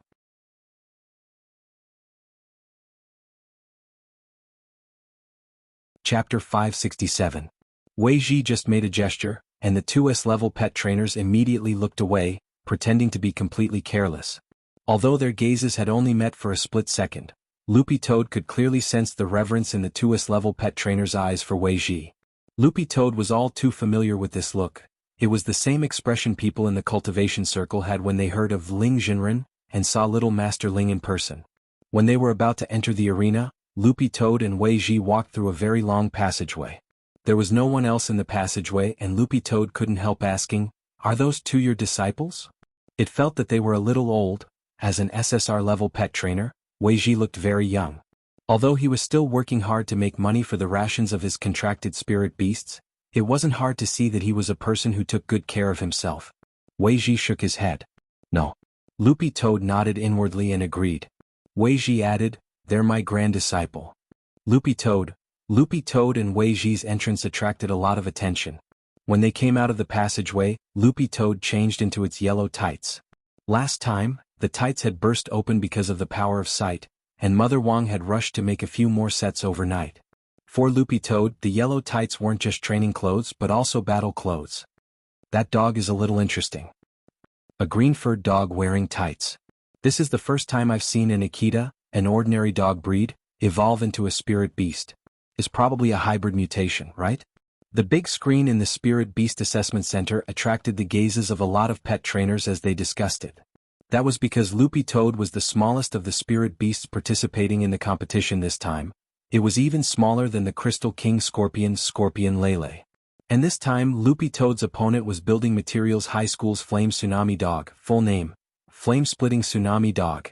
As soon as the pet trainers and spirit beasts from both sides entered the arena, everyone was shocked by the stark contrast in size between the two spirit beasts. Compared with Building Materials High School's Flame Tsunami Dog, Loopy Toad was really too small. They're both at third class but the difference in size is too big. Many pet trainers couldn't help looking at the information on the spirit beasts announced on the big screen. This was because the Spirit Beast Appraisal Center had recorded the information of all the legally contracted spirit beasts, and the data was directly retrieved from the Appraisal Center's database. Grade, species, body shape, and even habits were all announced. Flame Tsunami Dog. Flame Dog Family. Flame Tsunami Dog Species. Name, Mad Wave 3 Blade Grade, 3rd Grade Weight, 200 kg Length, 4 meters Height. Characteristics. Violent, courageous, unrestrained. In the commentator's seat, the commentator said, "As everyone can see, the color of the Mad Wave 3 Blade's fur is very beautiful. This means that this Flame Tsunami Hound has been trained very well. According to its owner, this Mad Wave 3 Blades eats insects as its main food. The main source of food is the Spiritual Butterfly Village's abundant spiritual butterfly. No wonder it was nurtured so well." Many pet trainers were stunned. The spirit butterflies of Spirit Butterfly Village were high-level edible insects, and each one was worth a fortune. A spirit butterfly can be sold for 500 immortal gold bars at most. So expensive? Some newbie pet trainers who had just entered the profession didn't quite understand the market. Will it be enough to eat? For a flame tsunami hound of this size, eating 2 is usually enough. One spirit butterfly weighs 50 kilograms. So heavy, pushing large butterfly weighs 32 kilograms. Loopy Toad's information was then displayed. Name, dog 2 grade, Akita Inu grade, 3rd grade weight, 20 kg length height, 0, 68 habits, Buddha-like, everyone. The duel hadn't really started yet, but a lot of people weren't optimistic about the green-furred dog in the field. Spirit beasts of the same type often had different sizes that determined their auras. And the point was that they had never seen this green-furred dog's pet trainer before. He didn't seem to be very famous. Hearing that someone was trying to find out Wei Ji's identity, Xia Fei and Yu Yang broke out in a sweat and whispered to each other. Why, is Shishizu here? Who knows, he's probably short on money again. But if Shishizu is so awesome, why is he so unpopular? You probably don't know, but when Shishizu went to battle in the past, he always had a weasel with him. Without the weasel, Shishizu's sense of existence plummeted. Actually, it's Shishizu who keeps a low profile.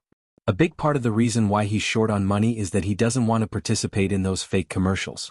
A few years ago, that red hair medicinal wine company asked Shishizu to endorse it.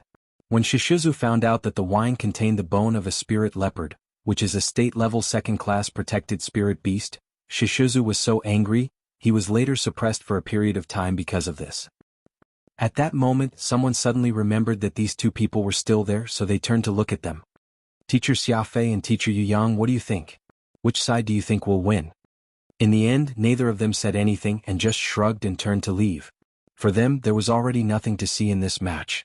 They didn't know how strong that green-furred dog was, but since Wei Ji had taken a liking to it, its fighting strength definitely wasn't weak. Moreover, they had heard rumors that Wei Ji was going to help a friend participate in the competition, but the problem was that they had no idea that Wei Ji was going to participate in the same event as them. A match between SSR-level pet trainers and their granduncle master at that? What was there to see? With a whistle, the duel officially began. Standing behind Loopy Toad, Wei Ji carefully observed the flame tsunami dog's movements and tried to find a flaw as he calmly analyzed the situation. Brother dog, be careful. This flame tsunami dog can use a flame-throwing spell, but it takes a long time to cast it. My suggestion is to attack quickly and end the battle quickly. This was probably Loopy Toad's first time fighting its own kind. It paid close attention to the flame tsunami dog's every move, and in the end the dog snorted disdainfully. This was beast language and only Loopy Toad could understand it. However, its attitude was so obvious that even many of the cultivators watching could tell. Loopy Toad was being despised by this flame tsunami dog. Woof, woof, woof. The flame tsunami dog let out a battle howl, and Loopy Toad felt a strong wind sweep past it. This was the sound wave slash that came with the battle howl, and it was so fast that even many of the cultivators present didn't have time to react. Loopy Toad didn't know if it was because of its recent training with sheep and Jinka, but not only did it feel that this flame tsunami dog's howl was weak, this sound wave slash was also very slow. Loopy Toad felt that the time it took for this sound wave slash to float past it was enough for it to take a piss. It was very obvious that this flame tsunami dog, Mad Wave 3 Blades, was testing Loopy Toad's strength with contempt and provocation. But when he saw that Loopy Toad had actually easily dodged the sound wave slash, Mad Wolf 3 Blades' expression changed slightly. Wei Ji was a little unhappy. Brother dog. We won't lose. You howl too. Howl back. Okay. Loopy Toad nodded inwardly. That was exactly what it wanted. At that moment, everyone's eyes were focused on the green-furred dog in the field. After the latter got into position, it suddenly looked up and roared. Oh, whoa, wait. Whoa. Everyone, Wei Ji was extremely satisfied. As expected of Brother Dog. Its howl was very distinctive.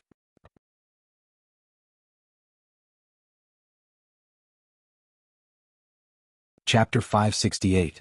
This roar seemed somewhat comical, causing the flame tsunami hound named Mad Wave 3 Blades to reveal a look of disgust. However, just as the roar faded away, Mad Wave 3 Blades' expression suddenly changed. For some reason, this green-furred dog, which was completely disproportionate to its size and which it had viewed as weak at first glance, suddenly made it feel a trace of fear. This was mental oppression? Mad Wave's 3 Blades did its best to remain calm, but it discovered that under the green-furred dog's roar, its body began to tremble uncontrollably like a ghostly animal. The flame tsunami dog's pet trainer realized that something wasn't right. 3 blades. You have to stay calm. Think about it. If you win the competition this time, your master will buy you a spirit butterfly venerable as a gift. You'll use your favorite crispy fried tempura. Spirit butterfly venerable. That was the fattest spirit butterfly in Spirit Butterfly Village, and also the mother of all spirit butterflies, which was why it had such a special name. And there was only one in each nest. So a spirit butterfly venerable was very expensive, selling for about 50,000 immortal gold bars. But the meat was delicious, and Mad Wave's 3 blades had been drooling for a long time. As long as the head was removed. A spirit butterfly venerable's protein was 200 times that of an ordinary spirit butterfly. Thrice reckless. You have to hold on, thrice reckless. In order for your master to buy a spirit butterfly venerable, wrap it in crispy fried tempura, and then eat it 1 bite at a time. You have to hold on. It decided that it couldn't admit defeat in front of a hybrid autumn green-furred dog. But it was still trembling uncontrollably. Thrice reckless began to realize that this roar wasn't ordinary, but had directly stimulated its spirit and soul. This was a kind of fear that came from the depths of its heart. And it wasn't simple mental oppression. How terrifying. It was clearly a dog that was only the size of a palm, but after that roar, it felt that the green-furred dog's eyes were infinitely enlarging, as if its gaze could penetrate the depths of its soul, as if the heavens were pressing down on it. This dog, what was its origin? So scary, woof. Thrice reckless started to whimper in a low voice. His tears were already flowing down uncontrollably, and he suddenly started to cry uncontrollably. This was because he realized that he no longer had any chance of winning this match, and the most important thing was, he couldn't eat his beloved venerable spirit butterfly anymore. The more Thrice reckless cried, the sadder he became. In the end he fell flat on his back, covered his eyes with his paws and burst into tears. Scared to tears? This happened so suddenly that everyone in front of the big screen was stunned. Even the commentator was shocked. What's going on? Why would such a huge flame tsunami hound be scared to tears by a mongrel Akita? The commentator was shocked. Contestant 3 Reckless, can you still fight? Please bring out your brave and fearless fighting spirit. The competition could not end like this. This is a live broadcast. 3 Reckless covered his dog face. I can't anymore, woof. Don't woof. I really can't anymore, woof. Hurry up and find someone to carry me away, woof. Otherwise it'll really be too late, woof. The commentator was very angry. Contestant 3 Reckless. Please bring out the fighting spirit of a contract spirit beast. But just as the commentator finished speaking, a fountain of water shot up into the sky amidst 3 Reckless cries. Contestant 3 Reckless was so scared that he peed his pants. 3 Reckless tears flowed like a broken dam. I already said I can't anymore, woof. Weiji and Loopy Toad. Loopy Toad was in despair. Had it not controlled its strength well just now? It shouldn't have. But why had the flame tsunami hound been scared to this extent? Loopy Toad withdrew its aura and slowly walked toward 3 Reckless. It was as if Thrice Reckless had seen a primordial beast approaching him, and he actually fled the arena with a long stream of tears streaming down his face.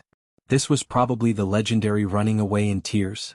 The commentator had a helpless expression on his face. Because contestant 3 Reckless has lost his ability to fight, contestant Dog 2 wins this match. In the players' lounge after the match, Weiji watched the replay of the match and was puzzled no matter how he thought about it. Brother Dog, what did you do just now? He clearly thought that Brother Dog's awu was very cute. But why had it scared the flame tsunami hound to this extent? Loopy Toad, I don't know, I'm also in despair, Weiji frowned. If Brother Dog didn't use its full strength, but was still able to scare this flame tsunami hound to this extent, I'm wondering if it was because of an external object.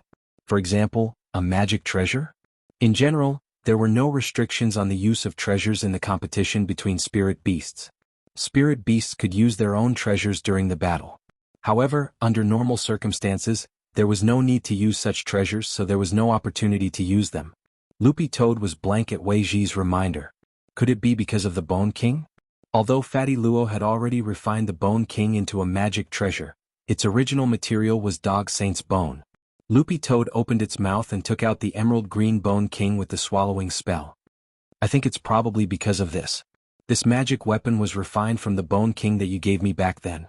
Because Weiji and it were very familiar with each other, and it was Weiji who had originally given it the Bone King, Loopy Toad felt that there was no need to hide it at all. Brother Dog refined the Bone King into a magic treasure? Wei Ji was also blank when he saw the Bone King. To be honest, the vice president had a lot of treasures in his collection, but Wei Ji had only taken a fancy to this one back then because he felt that it wasn't simple. He hadn't expected that he would actually pick up a treasure. Wei Ji scared. This bone's origin isn't simple. Maybe it's the bone of some high-class spirit beast, and Brother Dog has refined it into a magic treasure. Brother Dog carries it with him everywhere, which is why the other spirit beasts are so afraid of it. Loopy Toad basically agreed with Wei Ji's answer. It was most likely because of the Bone King that the Flame Tsunami Hound had been so scared. This was the bone of Dog Saint, the supreme leader of dogs. If even a little of its aura seeped out, it would probably intimidate other dog-type spirit beasts of the same species. But Loopy Toad currently didn't know whether the Bone King had the same deterrent effect on other spirit beasts, since it was possible that it was only effective on dog-type spirit beasts. Loopy Toad decided to experiment a little later in the fight. What are the characteristics of the Bone King now? Wei Ji asked. Whatever it wants, Loopy Toad replied. It has a very unique spatial characteristic. Wei Ji sighed with emotion, and at the same time, a lot of ideas popped into his head. Brother Dog, can you show off the Bone King in the fight later? I want to do an experiment. Wei Ji looked at the final spirit beast showdown.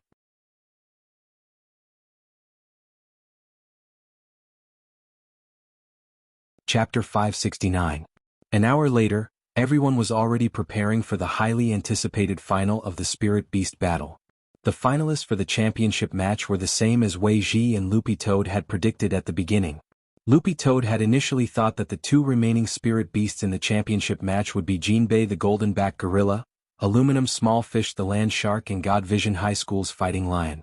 The only unexpected thing was that God Vision High School's Shao Clan's Fighting Lion lost to Reliance High School's Brutal Land Shark, Aluminum Small Fish. And most importantly, it had been a crushing defeat. When Loopy Toad and Wei Ji came out of the arena, they heard the pet trainers on the side discussing it. That land shark is a little scary. At first, I thought it would be a 50-50 situation on both sides. I never thought that the Fighting Lion would die so quickly. The Fighting Lion handpicked by the Shao clan was actually one-sidedly beaten by a land shark. But that land shark seemed to be eating something before the match. Could it be a stimulant? I don't think it was. One pet trainer shook his head. As they talked about this, the results of the appraisal of what Aluminum Small Fish had eaten before the match directly appeared on the big screen. What Aluminum Small Fish had eaten just now was a bag of potato chips. Loopy Toad was alarmed. How could foodies fight nowadays? Potato chips. All the pet trainers were stupefied and speechless. If it was a stimulant, it would definitely be strictly forbidden, but who knew that a spirit beast would be so obsessed with snacks? Back in the players' lounge, Wei Ji began to analyze. It seems that this land shark has a very special constitution. It should be a type of irritable stress syndrome. Spirit beasts with this kind of constitution are quite rare. What kind of constitution is it? Loopy Toad asked. You can think of it as a constitution that excites excessively when it comes to ordinary food. Usually, in this excited state, its strength will soar above its original grade, and it will display formidable strength that is completely inconsistent with its grade. Furthermore, even if this kind of constitution enters an excited state, it won't affect the body at all, and instead helps develop the tenacity of the meridians in the body. Overall, it's a pretty good constitution. Wei Ji added, but spirit beasts with this kind of constitution are usually not easy to tame. Not only can they eat, they're also very expensive and most people can't afford to keep them. Loopy Toad sweated in its heart. No matter how much it could it eat more than Little Silver? But after listening to Wei Ji's analysis, Loopy Toad looked forward more and more to the showdown with this land shark. Loopy Toad's current strength just happened to be at second class. If this land shark could burst forth with the strength of second class through its physique, Loopy Toad instantly felt that it could look forward to this showdown a little. Roughly 5 minutes later, Wei Ji and Loopy Toad entered the venue again. This time Loopy Toad had to face two enemies. In addition to Jinbei the Golden-Backed Gorilla, there was also that land shark Aluminum Small Fish who was frantically eating potato chips. Wei Ji greeted the Golden-Backed Gorilla's pet trainer. Good luck, Xiaxia. Loopy Toad. Fine. Little Cloud has come out. If Little Gang comes out, they would be able to form a team of 3 to collect medals. Xia Fei. To be honest, Xia Fei had been rejecting the idea up until this moment. He had no chance of winning with a 4th grade gorilla. This was simply displaying one's slight skill in front of an expert. So when Wei Ji greeted him like this, Xia Fei's heart couldn't help but tremble and his face paled. It was due to nervousness and fear. A lot of pet trainers were watching this scene on the big screen. By the way, who on earth is this green-furred dog's pet trainer? Why don't I remember him? This person actually calls teacher Xia Fei Little Cloud, as if they're very familiar with each other? Look, teacher Xia Fei's expression has changed, he's probably angry. The highly anticipated showdown began with the earth-shaking sound of a virtual gong. Loopy Toad started to observe the land shark. Because it was a female land shark, it wasn't too big, but was still 3 meters long. It was covered in black scales from head to toe, which were evolved from the land shark's skin to protect itself on land. The scales would disappear in the water. In addition, the land shark had 2 legs. Loopy Toad thought that its overall appearance was a little similar to the mermaid drawn by the police in the movie The Mermaid. At that moment, the land shark aluminum small fish stopped swallowing and casually tossed the bag of potato chips to one side. Then, with a shake of its legs, it plunged into the ground like a meteorite directly between Dog 2 and the golden-backed gorilla. You two, surrender and you'll be spared physical pain. After saying that, aluminum small fish looked at its pet trainer. And you? What are you standing around for? Hurry up and order takeout. This old lady wants to eat potato chips. This showdown is going to end soon. Let's order first. Everyone was stupefied. When all was said and done, this was a spirit beast with irritable stress syndrome. The pet trainer had no right to speak at all, Wei Ji snorted, completely unconcerned about the land shark's provocation. What a cute little shark. But while it's called a land shark, it's actually more advantageous in a water battle. Water fish, don't you like water? The land shark didn't listen to its pet trainer at all, and after being dazed for a moment, it straightaway became furious. How dare they look down on it? Even if it didn't draw on the power of the water, it was enough. The land shark used its short and lean legs to shake, and immediately, a wave of impatient energy was transmitted from the ground, exploding on the stage. The golden-backed gorilla's pet trainer, Xia Fei, immediately said, "Jin Bei, get out of the way." Unfortunately, because of the golden-backed gorilla's huge size and the fact that this energy had come from underground was really unexpected, it couldn't dodge at all and was stabbed in the back by this energy that had pierced through the ground. It covered its butt and howled. However, the land shark didn't care about this 4th-level gorilla that couldn't even speak. It was planning to watch Buttface make a fool of himself, but it never expected that Buttface's reaction would be faster than it had imagined. At the moment when the energy was transmitted, Buttface stepped on the ground with his dog paw and immediately intercepted the force, completely canceling it out. While the land shark was stupefied, its opponent's counterattack came. "Brother dog, use your magic treasure to take it down." Because Wei Ji had said before that he wanted to experiment with the Bone King, Loopy Toad very cooperatively took it out. The moment the Emerald Green Bone Club appeared, there were cries of surprise from all around. Although they didn't know where this Emerald Green Bone Club came from, anyone with a discerning eye could see that it wasn't simple. Because the moment Loopy Toad took it out, both the golden-backed gorilla and the irritable land shark subconsciously took several steps back. The land shark stared at this Emerald Green Bone Club in indescribable shock. What was going on?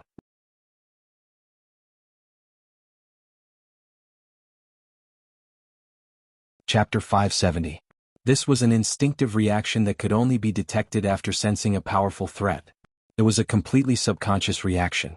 Sure enough, it was like this. After this test, Loopy Toad was basically certain. The Bone King's deterrent power wasn't just effective against dog-type spirit beasts. It probably had a suppressive effect on all spirit beasts. The suppression on dog-type spirit beasts was even more obvious. After reaching this conclusion, Wei Ji and Loopy Toad were full of confidence. Wei Ji, brother dog. Go. This is a rare opportunity.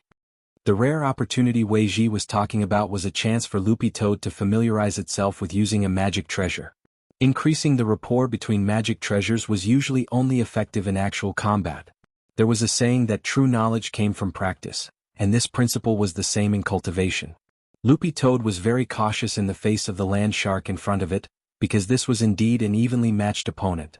The land shark's aura, which had stimulated its potential thanks to its special physique, was completely different from the 3rd class described in the information.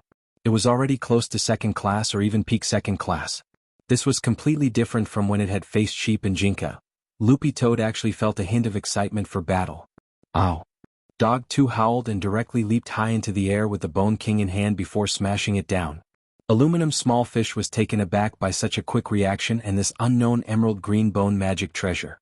Fortunately, in its excited state, its reaction was very quick and fierce, and it immediately tried to use its steel tail to block the attack before waiting for an opportunity to counterattack. However, the Bone King was, in the end, a third-class holy weapon. Given Loopy Toad's current realm, it might not be able to display the full power of a third-class holy weapon, but even if it could only display 60% of its power, it was still extraordinary. The moment the Bone King and the land shark's steel tail collided, Aluminum small fish felt a tremendous force crush down on it, along with a burning pain. What on earth was this emerald green bone? Aluminum small fish couldn't imagine how a dog whose data indicated it was only third class could have such a terrifying magic treasure, and how Loopy Toad could actually control it so steadily. In fact, under normal circumstances, it was impossible for a grade 2 spirit beast to control a grade 3 saint artifact. When spirit chi was poured into a grade 3 saint artifact, the saint artifact would definitely produce feedback. This feedback was something that a grade 2 spirit beast's body could not withstand. But the point was that Loopy Toad had the power of Heavenly Tao in its body. This power of Heavenly Tao came from evil sword gods, 10-meter sword circle sword Tao power. Although Buttface hadn't completely mastered it, it was precisely this force that could help him suppress the feedback force of the holy artifact and help him control it. It was precisely because of this suppression that when the Bone King transformed into a glove, it resonated with the power of Sword Tao in Loopy Toad's body, which upgraded the glove into a spiked glove that contained the power of Sword Tao. But Loopy Toad had no intention of using the power of Sword Tao in this battle at all, otherwise it would actually be a little unfair. What it wanted to do now was to test the performance of its Bone King in its normal state and to see how much power its basic dog skills could exert in a battle of the same level. The land shark Aluminum small fish started to become a little serious. As it dodged Loopy Toad's attack, it couldn't help glancing at the pet trainer behind it. "What are you spacing out for? Analyze the situation." The pet trainer was also startled. Loopy Toad hadn't listened to him at all before, but now it was turning hostile faster than flipping a book. A lot of people saw this scene, and the battle was also being broadcasted in real time to all the major high schools. Number 60 High School was supposed to have an ideological and political class at this time, but because of the start of the Battle of Spirit Beasts, all the teachers stopped classes and started to broadcast the battle according to the school's arrangement. Seeing that unruly land shark actually start to ask its pet trainer for help, Little Peanut couldn't help sking. "I never thought our Loopy Toad would be so awesome. To be able to force Reliance High School's Aluminum small fish to that extent. But Loopy Toad's cultivation speed is a little too fast. It hasn't been that long but it's already so strong." Most of the students in Grade 1 Class 3 didn't doubt Loopy Toad's strength. They were just shocked by Dog 2's cultivation speed. That was because before Dog 2 had officially become a dog, he had been a Demon King.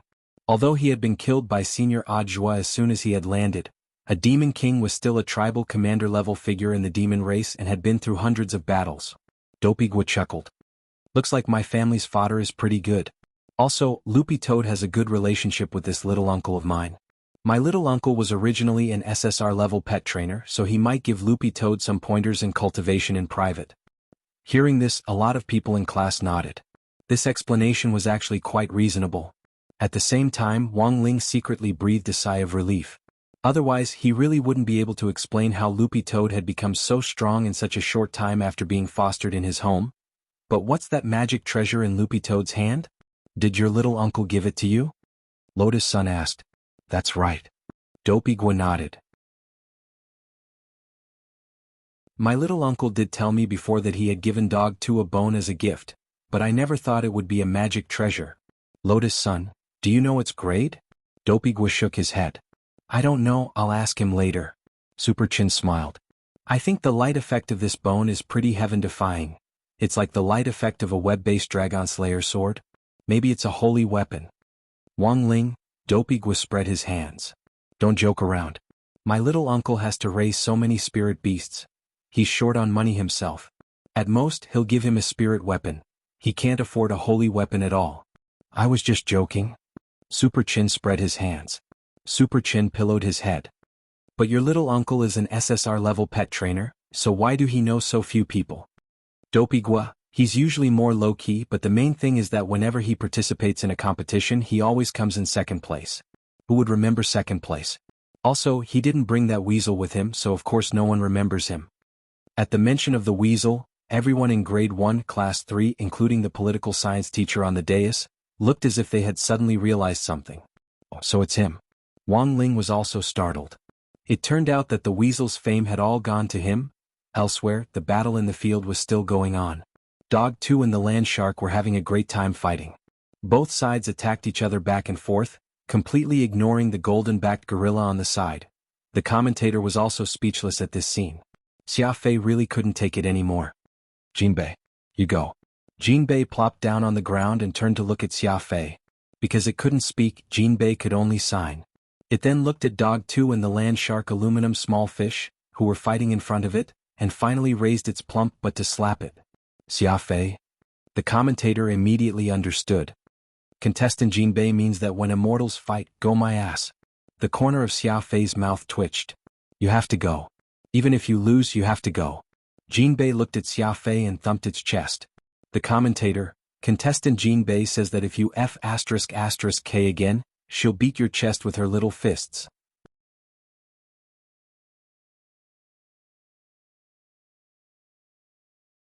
Chapter 571. The golden-backed gorilla was a spirit beast whose strength lay in its coarse skin, thick flesh, and resistance to beatings. Furthermore, once it fell into a prolonged battle, it would enter a berserk state with extremely strong explosive power, so it really wasn't weak at all. But in the end, a fourth-class spirit beast was a fourth-class spirit beast, and the gap between third-class and fourth-class spirit beasts was actually very big. The third-class Crystal King Scorpion from before had been purely unlucky and had been countered by nature. The most important thing was that the land shark which had activated its violent physique and the green-furred dog which had taken out an emerald green bone club of unknown origin now had overall combat strength of second class on average, which instantly made the golden-backed gorilla feel despair. With a gap of 2 grades, it had no chance of winning this match at all. Since that was the case, it might as well sit back and watch the show. At the very least, it would suffer less physical pain. In any case, Jinbei was already very satisfied with defeating the Crystal King Scorpion. No matter how bad this match was, it was still the rear guard. Honestly speaking, Jinbei's reaction put Xia Fei, who was a pet trainer, on the spot, and he was a little disappointed. In fact, Jinbei couldn't be completely blamed for this. The main reason was that in this era of peace, the bestiality of contracted spirit beasts had generally weakened to a certain extent. Furthermore, regular spirit beast duels weren't fights to the death.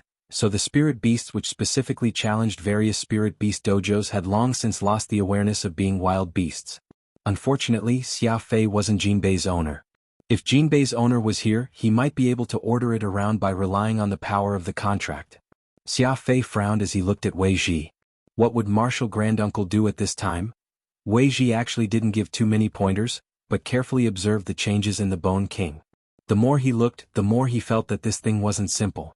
In fact, Wei Ji had never expected Loopy Toad to actually think of refining the Bone King into such a magic treasure.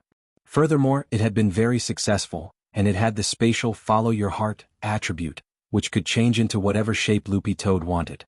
After a few rounds, Aluminum Small Fish, the land shark, gradually began to feel a little tired. It had never expected a mere green-furred dog to be so difficult to deal with. I'm going to get serious. Aluminum Small Fish stared at Loopy Toad. Thinking this, the land shark took out a bag of myrtles and poured them all into its mouth. Loopy Toad stared blankly at this scene. It turned out that potato chips weren't the only snack that could stimulate this land shark's excitement. At that moment, the commentator guessed that a lot of people would raise doubts, so he immediately said, according to the rules of the competition, snacks are not prohibited items. In fact, it was already equivalent to a stimulant, but because there were no rules in the competition, this type of spirit beast with a special excitement physique was able to skirt the line. In fact, in previous years, when the Spirit Beast Appraisal Center held a general meeting, there had been people who proposed to set up restrictions and rules for spirit beasts with special constitutions. However, it had never been approved, and it was said that it was still in the review stage. After eating the bag of snacks, Aluminum Small Fish curbed its spirit energy. The snacks it had eaten in just a few seconds had already given it a sense of excitement, but it didn't immediately attack, and instead jumped far away from Loopy Toad. Loopy Toad didn't immediately attack. It actually wanted to see what this cute little land shark was up to. Aluminum Small Fish took a deep breath, and its entire body began to inflate like a balloon. The golden-backed gorilla sensed that something was wrong. This was clearly the prelude to an all-out attack. Golden Bell Shield. Jinbei shouted inwardly and actually took out its magic treasure, because it realized that this was going to be a large-scale group attack, and what it needed to do now was to stabilize itself. This was a fight between immortals, and Jinbei didn't want to get involved, nor did it want to get hurt, and even more, it didn't want to be directly knocked out of the arena. It was so big, it would actually be a little humiliating if it was knocked out of the arena in one move by these two little things. Although, it was already quite humiliating now, as aluminum small fish continuously sucked in air, its body grew larger and larger until it finally swelled up into a huge black balloon. Brother dog, be careful, this should be a sound wave spell attack. Stabilize yourself, don't let yourself fall out of the arena. Seeing this change, Wei Ji immediately relied on his rich commanding experience and on-the-spot experience to guess this land shark's next move, and he immediately warned Loopy Toad. Whether it was him or Loopy Toad, both of them could feel a tremendous amount of spirit power gathering inside this land shark's body. Wei Ji had already instilled his spiritual power into his ears and covered them with his hands. Burp. In the next moment, an earth-shattering burp whistled through the air like a tide, accompanied by a powerful wind that caused the entire arena to shake. The commentator in the booth was incomparably shocked as he watched this scene. This was because this sound wave attack was so powerful that even the glass outside the commentary room had already cracked a little. The enormous burp shook the world, and it was as if countless blades of wind were blowing in the air, lifting up all the bricks and tiles in the arena. All the spirit power in this shrill cry was concentrated on Loopy Toad. Loopy Toad stabbed the Bone King into the arena and gripped it tightly, afraid that it would be sent flying out of the arena by the impact of this powerful sound wave. Compared with the golden-backed gorilla, it was really too light, and at that moment, it was only relying on brute force to support this impact. Everyone was stupefied at this momentum. The golden-backed gorilla sweated profusely in its heart. Fortunately, it had been quick to take out the magic weapon Golden Bell Shield, otherwise it would have been sent flying right away. Because at that moment, even inside the Golden Bell Shield, Jinbei felt an indescribably powerful pressure that made its body fall back uncontrollably, and it had no choice but to lean forward with all its might. It's a little powerful. Loopy Toad narrowed its eyes and marveled in its heart. This sound wave spell was at least grade 4. The sound wave lasted for a long time and was very powerful. Furthermore, it came wave after wave, and the most frightening thing was that it was created by burping. The entire sound wave lasted for over 40 seconds, and it wasn't until the land shark let out all the air in its body that it calmed down. However, at that moment, the arena had already been turned into a mess by the sound wave just now. Loopy Toad was bewildered. What kind of sound wave spell is this? Wei Ji had investigated this land shark before, and he couldn't help narrowing his eyes as he said, I've heard before that this land shark has a self-created sound wave spell that lasts for a long time and is very powerful. It has the destructive power of an explosion and can also set off endless wind. It looks like this sound wave spell was created by it. Loopy Toad, does it have a name? Yes.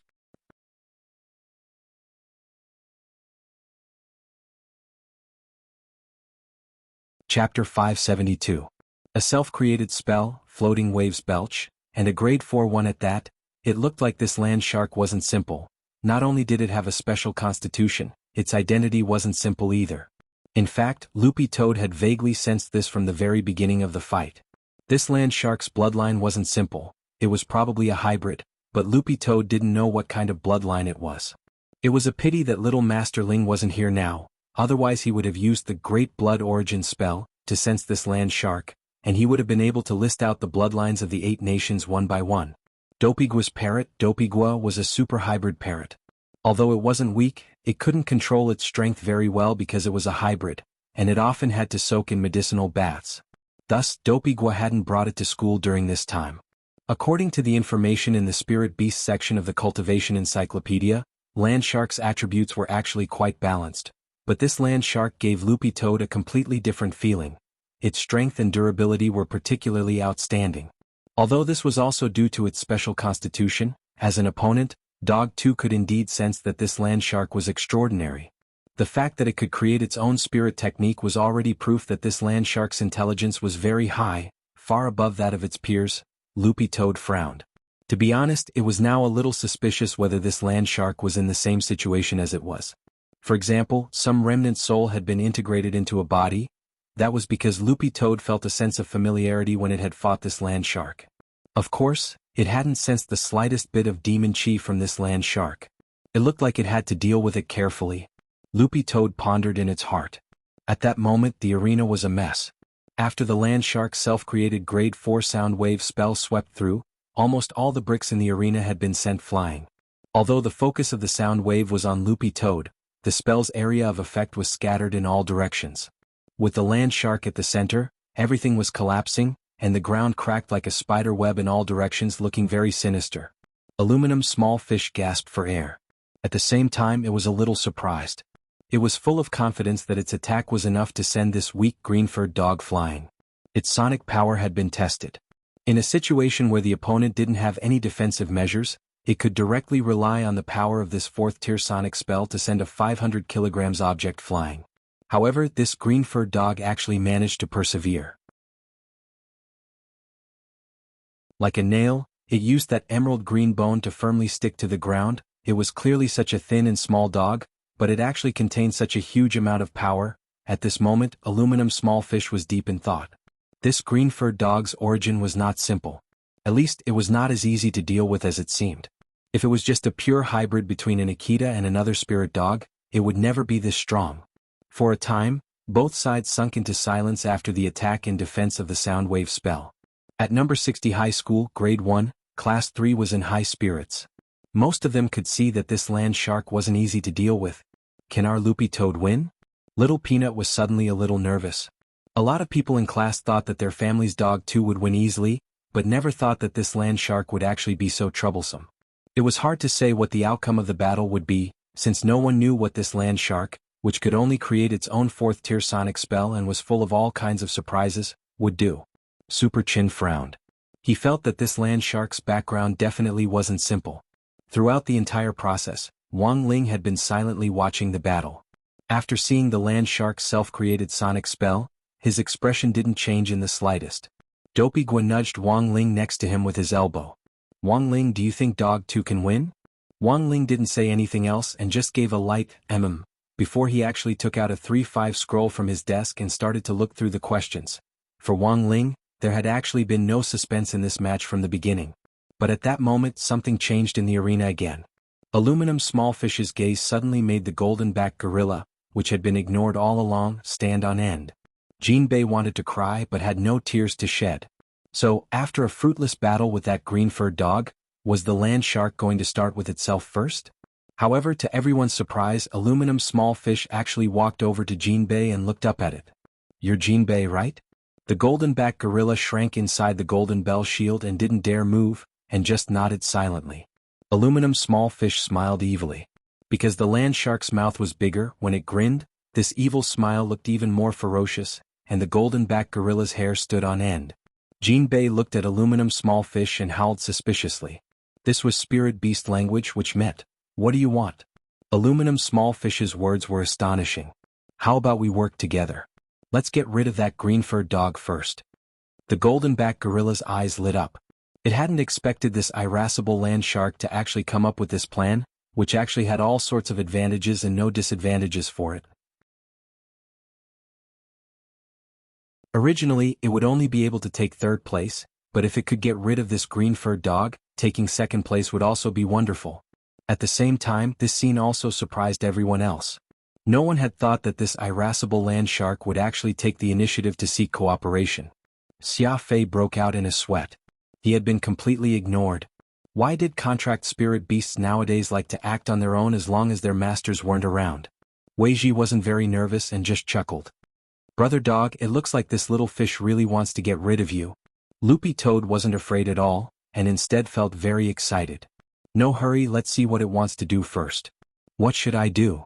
The golden-backed gorilla gestured to Aluminum Small Fish, still speaking in spirit beast language. "Lend me your golden bell shield," said Aluminum Small Fish. The golden-backed gorilla obediently handed over its golden bell shield, completely unaware of what Aluminum Small Fish wanted to do. In the end, in the next second, Aluminum Small Fish, who had taken the magic golden bell shield, started to suck in air again. It was clear that it wanted to belch again. But why had Aluminum Small Fish borrowed the golden-backed gorilla's golden bell shield? Everyone was puzzled no matter how they thought about it. But in the next moment, aluminum small fish's steel tail actually ruthlessly smashed the top of the golden bell shield and directly sent it flying. Jinbei wanted to cry but had no tears when it saw the magic treasure broken. "You, brother dog, watch out." At that moment, Wei Ji suddenly guessed what aluminum small fish was going to do. Loopy toad. As soon as Wei Ji said this, sure enough, aluminum small fish had the golden back gorilla put the broken top of the golden bell shield on its shoulder and turned it into a simple sound amplification magic artifact. Wei Ji, this is the ultimate version of the floating waves belch.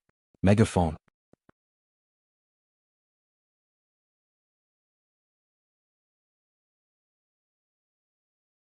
Chapter 573.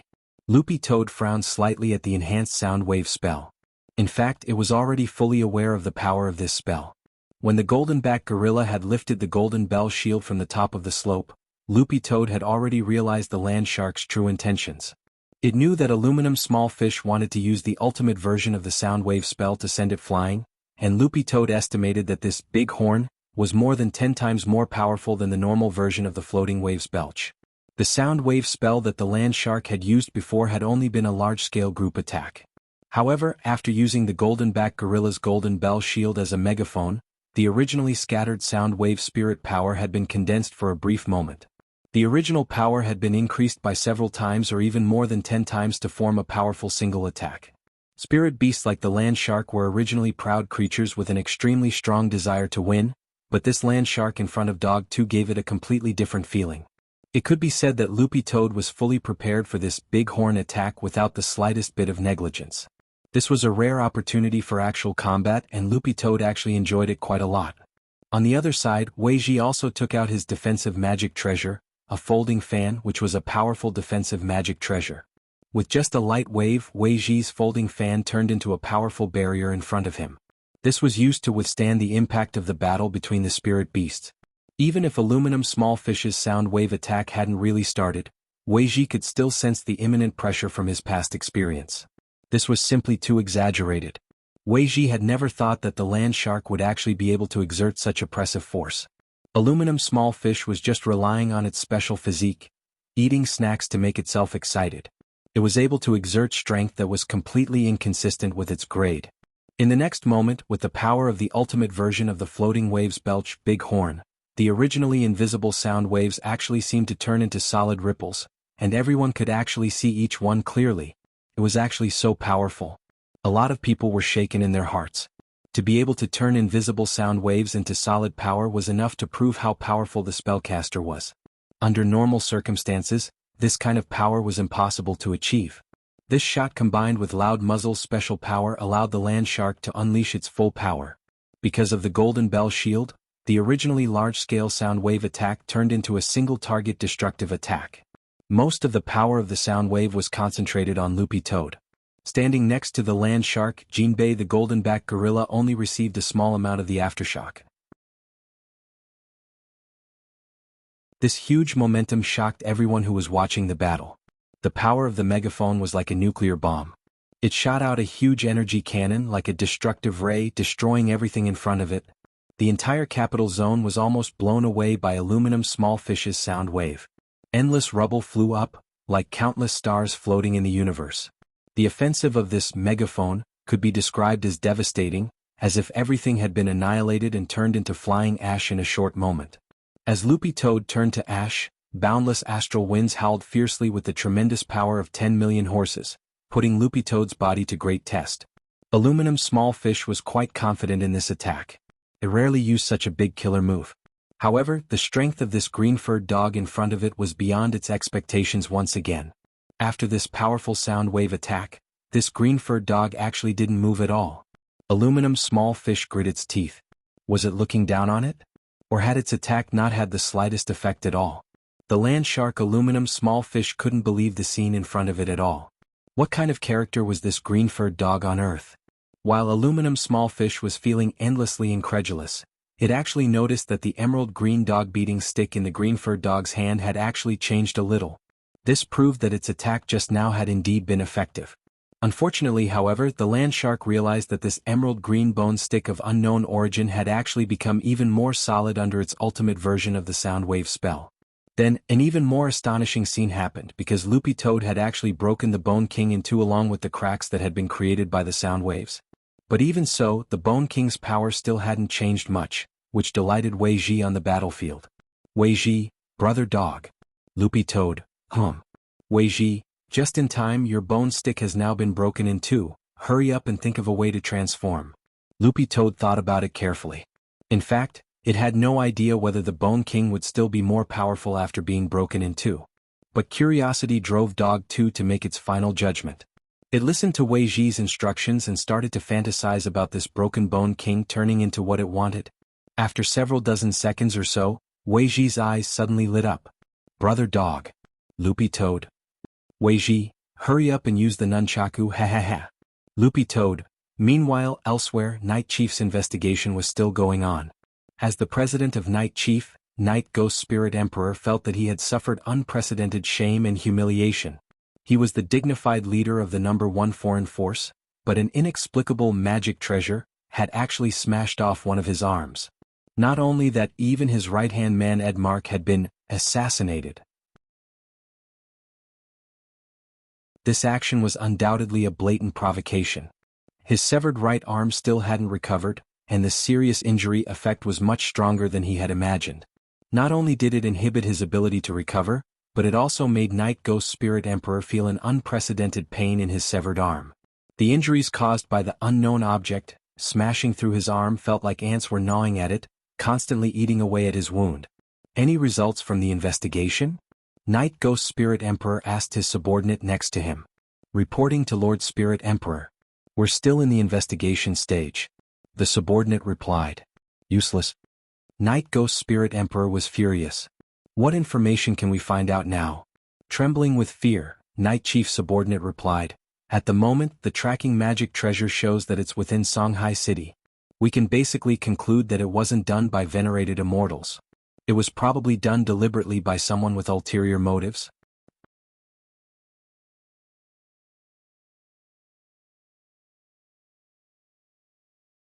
Chapter 574. The battle was still going on. Although the Bone King had cracked from the big muzzle just now, it wasn't really damaged, which was one of its freewheeling characteristics. It was precisely because the Bone King had the ability to mold a person's imagination into the weapon they wanted, so to put it bluntly, it was like plasticine. If you poked a hole in plasticine, you just needed to rub it a little more and it would recover. So when Loopy Toad saw the fresh cracks on the Bone King recover bit by bit, it felt that this characteristic was simply a little heaven-defying. It was the same as having a self-healing attribute. Little Master Ling doesn't have to worry about my magic weapon breaking anymore. On the other side, the golden-backed gorilla and the land shark aluminum small fish had tired expressions on their faces after they used the strengthened big muzzle version of Floating Waves Belch. The big muzzle had a very strong impact and a fierce recoil. The golden-backed gorilla had almost been directly thrown out of the arena by the recoil just now. During this process, apart from casting the sound wave spell, aluminum small fish also had to use some strength to suppress the golden-backed gorilla and stabilize the cannon. But even with such a fierce consumption of strength, the dog actually hadn't been thrown out of the arena. Jinbei and aluminum small fish were startled at the same time. Was this dog a holdout? Aluminum small fish had initially calculated that this dog would be very difficult to deal with in close combat, so she had planned to use a long-range attack to try and throw the other party out of the arena. But she never expected her attacks to fail one after another. Jinbei put down the broken golden bell shield with an unsightly expression on its face. It had lost a magic weapon. But even so, it actually hadn't been able to throw the dog out. Where on earth did this dog come from? Aluminum small fish frowned as it tried to think of a countermeasure. It looked at the useless pet trainer behind it with incomparable disdain in its eyes. It was obvious that this green-furred dog was already more powerful than this trash pet trainer had imagined. It didn't make sense at all that a hybrid green-furred Akita could have this kind of strength. What do we do now? The golden-backed gorilla's shoulder hurt from the blast just now, and after putting down the golden bell shield, there was a deep dent in its shoulder. It realized that it already couldn't lift its shoulder. The powerful recoil had actually dislocated it. There was a good saying, don't be afraid of a godlike opponent, just be afraid, forget it. Aluminum small fish gritted its teeth. It felt that taking the initiative to seek out teammates was already shameful enough. However, the problem was that in a 2 versus 1 situation, they were actually unable to deal with the green-furred dog in front of them. This made Aluminum Small Fish feel humiliated and ashamed. Xia Fei couldn't bear to watch this situation any longer. Jinbei and Aluminum Small Fish were consuming too much spirit energy. They should have listened to their pet trainers and used some probing attacks in the beginning. Xia Fei wanted to say something, but when he saw Aluminum Small Fish gritting her teeth, he didn't dare to speak. He could imagine that even if he kindly reminded it now, the land shark would definitely roll its eyes and say, "Don't order me?" or something like that. Brother dog, charge. Take advantage of its weakness. Kill him. Use the Bone King to borrow strength. Wei Ji knew that the golden-backed gorilla and the land shark had consumed a lot of their spiritual power, so this was the best time to attack. Compared with Jinbei and Aluminum Small Fish on the other side, Dog 2 was very cooperative with Wei Ji, and this tacit understanding was astonishing. He was clearly just a pet trainer who was taking part in the battle, but his cooperation with this green-furred dog was surprisingly good, as if he was its owner. Loopy Toad was willing to cooperate with Wei Ji on one hand to give him face, and on the other hand to conceal its strength. That was because if it listened to Wei Ji's commands and won, given his SSR-level pet trainer aptitude, most people would definitely give him all the credit.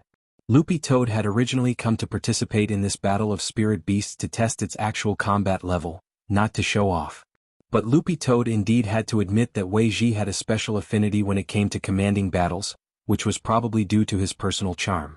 An SSR-level pet trainer's personal charm was also very important.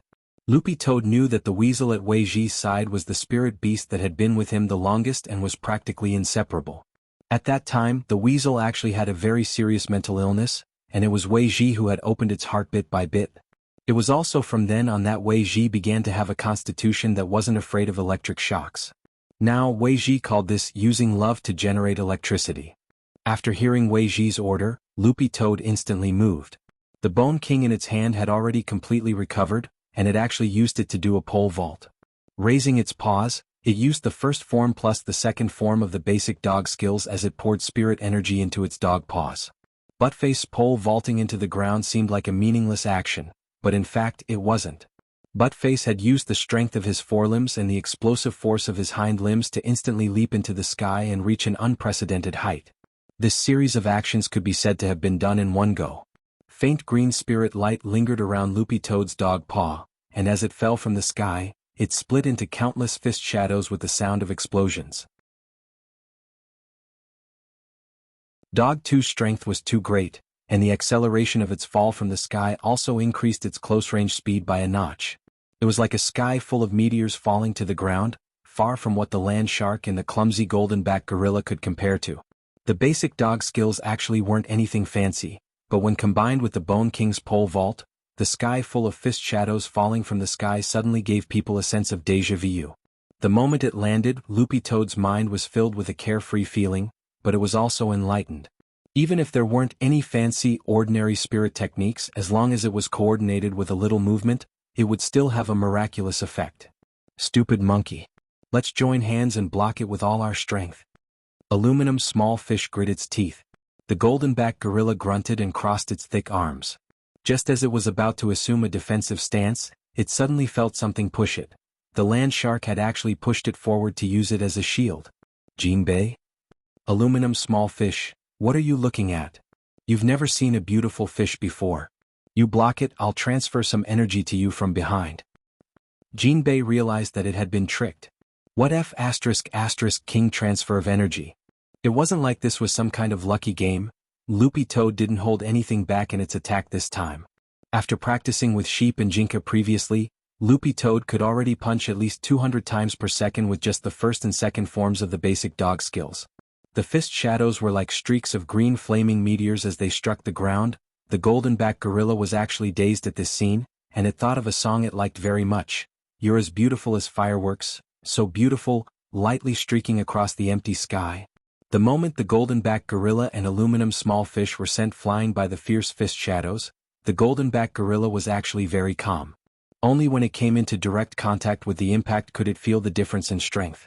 When Aluminum Small Fish felt the impact, it was already cursing in its heart. F***k. This dog is actually so strong.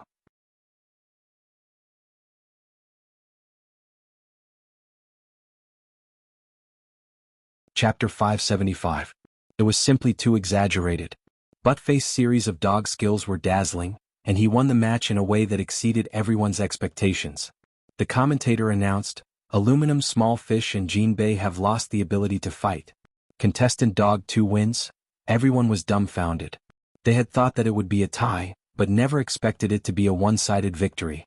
At that moment, a lot of people focused their attention on Wei Ji, suddenly feeling that this unknown SSR-level pet trainer was something. He had given a lot of instructions in the fight just now, and he had cooperated very well with this green-furred dog. Furthermore, he had analyzed some of the enemy's intentions quite well. But why didn't they have any impression of such a formidable person? Even the commentator was puzzled. Then the commentator began to flip through the information on domestic pet trainers based on Wei Ji's face. There weren't many SSR-level appraisers, so there would definitely be records on the Pet Trainers Guild's official website. Then the commentator saw a photo of Wei Ji and a weasel, and when he saw the weasel he slapped his face in realization. So it was him. That perennial second. But today, it seemed that he had finally taken back first place. The point was that this wasn't a large-scale competition. In the hall of the Spirit Beast Assessment Center, a white-haired old man in a suit was watching the broadcast. "What does Lord President think?" a young man asked in a low voice. "Not bad, he's a promising talent. It just so happens that our Spirit Beast class is still short of manpower," the old man said. "How about we directly send someone to talk to him?" "That's not appropriate right now." The old man shook his head. "A group of people has been pretending to be us before, saying that our Society of Saints is forcibly recruiting students and creating a foul atmosphere. It's better to wait a little longer. First, go check the information on this contestant Dog 2's real owner. I intend to sign him." "You're signing him just like that?" The young man was blank. Although there weren't many spirit beasts enrolled in the Society of Saints Spirit Beast class, they had all been carefully selected after layers of assessments. This was because after entering the Spirit Beast class, all the contracted spirit beasts would undergo systematic training and enjoy the resources provided directly by the country. They would be able to enjoy unprecedented treatment in the shortest time possible. Not only would their cultivation speed increase, but most importantly, there would also be a merit system. This merit system wasn't limited to the Spirit Beast class, the entire Society of Saints had it. By carrying out the missions assigned by the Society of Saints, the merit obtained from the missions would be worth it, and the merit could be exchanged for the corresponding cadre position. In theory, as long as one had enough merit points, even a spirit beast could become a district mayor or even a mayor. In the various classes of the Society of Saints, if one's merit points reached the level of a class monitor, they would be on equal footing with the mayor of a city. "We're not in a hurry to sign the contract. This time we have to do our homework and show our sincerity. You can draw up a contract first," the old man said slowly through sound transmission. The rest of the conversation was confidential. The young man nodded. "Yes, sir. I've already drafted the contract for the Spirit Beast class members. It'll be done soon." The old man replied, "No, it's not a member's contract." "The youth?" "The old man, I want to directly sign it as class monitor."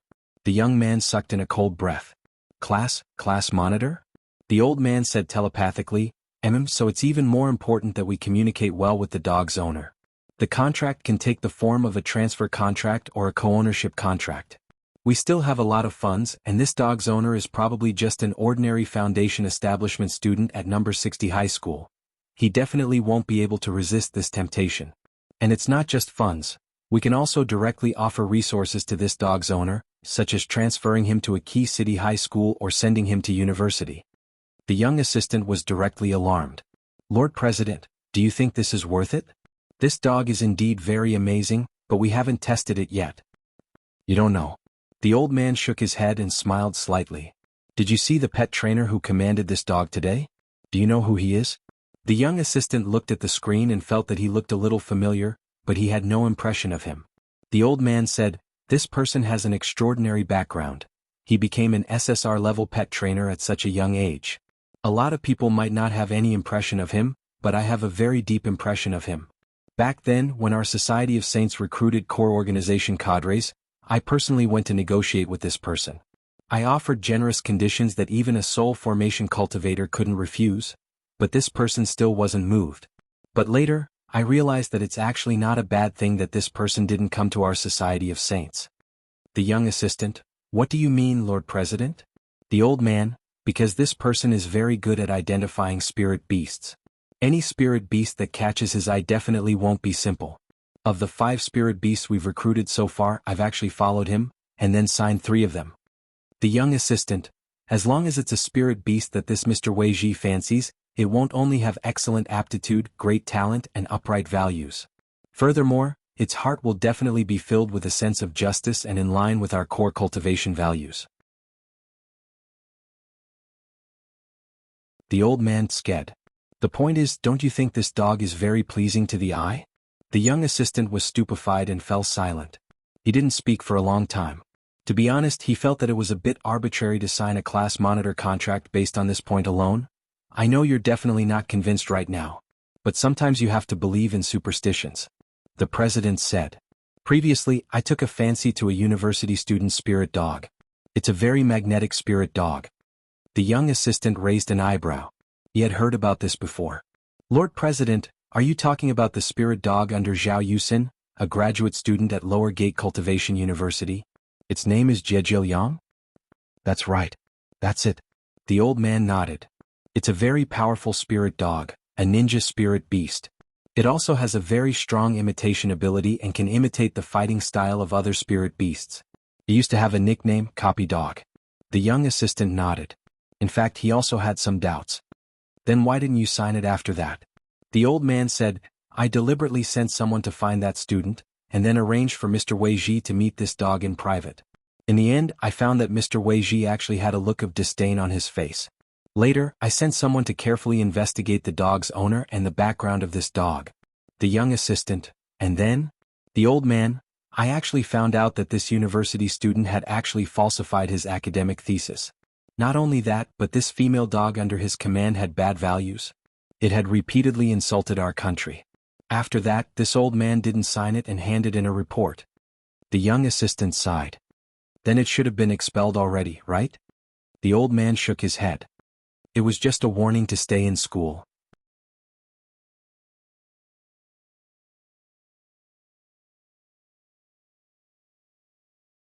Chapter 576. While the president of the Society of Saints was complaining about this, the young assistant checked the information on his phone in passing.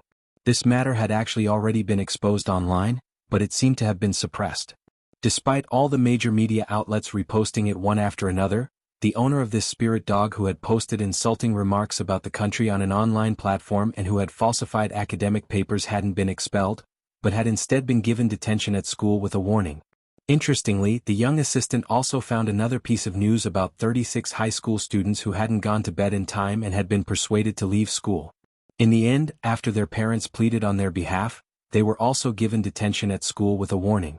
The seriousness of these two matters was completely different, but the severity of the punishment was the same. The young assistant felt that when these two matters were strung together, it was full of holes to complain about. It was actually useless to blame this spirit dog at this time. There was a saying before that a spirit sword was like its master, which meant that when the rapport between a spirit sword and its master reached a certain peak, a sword spirit would be born. A sword spirit's personality would often be more similar to its master's. In fact, this wasn't limited to sword spirits. It was the same for artifact spirits bred by other magic treasures and spirit beasts. Dog spirit beasts were loyal to their masters, and in most cases, the master's 3 views and growth environment would also subtly influence their contract spirit beasts. But this matter had already been exposed online, and the severity of the punishment was actually just a warning. The young assistant sighed and said telepathically to the old man, "This dog's owner isn't simple. There's definitely a connection." After I handed in the warning information, someone immediately contacted me and told me not to meddle in this matter. That person's original rank was a little higher than mine. The old man smiled. The young assistant nodded. If it wasn't for the fact that Lord President still hasn't vacated his position as the new president of the Society of Saints, it wouldn't be hard to get rid of this kind of scum. That's right. The old man nodded. But we have to wait for the head of state to announce his new identity. Furthermore, we have to wait for all 6 classes of the Society of Saints, including the Spirit Beast class, to be in place before we make the announcement. The unified statement to the outside world is that the Society of Saints currently doesn't have a president, and is directly under the jurisdiction of Wuxia Alliance and led by Secretary Dakong. At that time we won't need to specially hand in information to get rid of this kind of scum, we just need to put pressure on them. The position of president of the Society of Saints was on the same level as that of the 10 generals. This person insulted the country first. Even if he has a backer behind him, he won't be able to run rampant for long. I won't have to deal with him personally, naturally someone won't be able to. After he had been warned by his former boss, he had silently opened a secondary account and left a message under author Wang Situ's Weibo. Everyone in the Cultivation circle now knew that this author had a huge fan base. A few days ago, the fight for monthly votes had directly shaken half of Wuxia Nation's Cultivation circle. The old man smiled and stared at the young assistant in front of him. I still need you to keep an eye on the current situation, little Han. I have a premonition that this green-furred dog is very special. In the past, I've never seen Mr. Wei Ji show such a happy expression towards a spirit beast when I was tailing him. The young man named Han Ji nodded and said, "What are you saying, President Fu? Since you have made up your mind, this subordinate will do his best to arrange it." Master. President Fu of the Society of Saints said, "When you find this person's address, you must bring a gift and pay him a visit in person. Make it clear why you're here and try to keep a low profile and be gentle. If you can't come to an agreement, don't be too anxious. Also, we Wei Society Su that by gift." Very well, President. Han Jin asked, "Do you want to prepare a gift bag of snacks? Nowadays, a lot of foundation establishment students seem to like snacks, like spicy strips or crispy noodle snacks. Won't the elixirs we provide be more impressive? Snacks were really too low class. Won't it be more tempting to directly use the Super Spirit Elixir?" The old man chuckled. This Super Spirit Elixir was a resource that the government personally allocated to the top scorers of various subjects after foundation establishment cultivators entered Golden Core universities. Normal people absolutely wouldn't be able to resist this temptation. Dog 2 had won a landslide victory in the Battle of Spirit Beasts, and number 60 High had also achieved pretty good results in the other events in the district sports meet this time. They had even broken the historical records of Key High School's Reliance High School and Prime Elevation High School in some of the events. Wang Ling was about to leave after school when he noticed a group of people gathered around Dopey Guo to look at the results of the sports meet. Number 60 High had ranked second overall in the sports meet this time. It was already at the level of a Key City High School. We were really lucky this time. Everyone performed exceptionally well as if they were on steroids. Dopey Guo was also beyond shocked as he looked at the results of the sports meet. "I told you that Wang Ling is a mascot." Super Chen sked. Wang Ling was about to leave when Super Chen's sudden words left him with black question marks on his face. "Super Chen, did you notice that Wang Ling broke records in all the events he participated in? It's as if he's manipulating things behind the scenes. Now it turns out that he's a mascot." Wang Ling, because of the Battle of Spirit Beasts in the afternoon, the rest of the school schedule had been cancelled, and there was a break in the afternoon. Thus, school ended especially early today. When Wang Ling got home, Dog 2 had sent him a text saying that Wei Ji had asked it to stay for dinner. The old man, on the other hand, had been taken out by Mother Wang.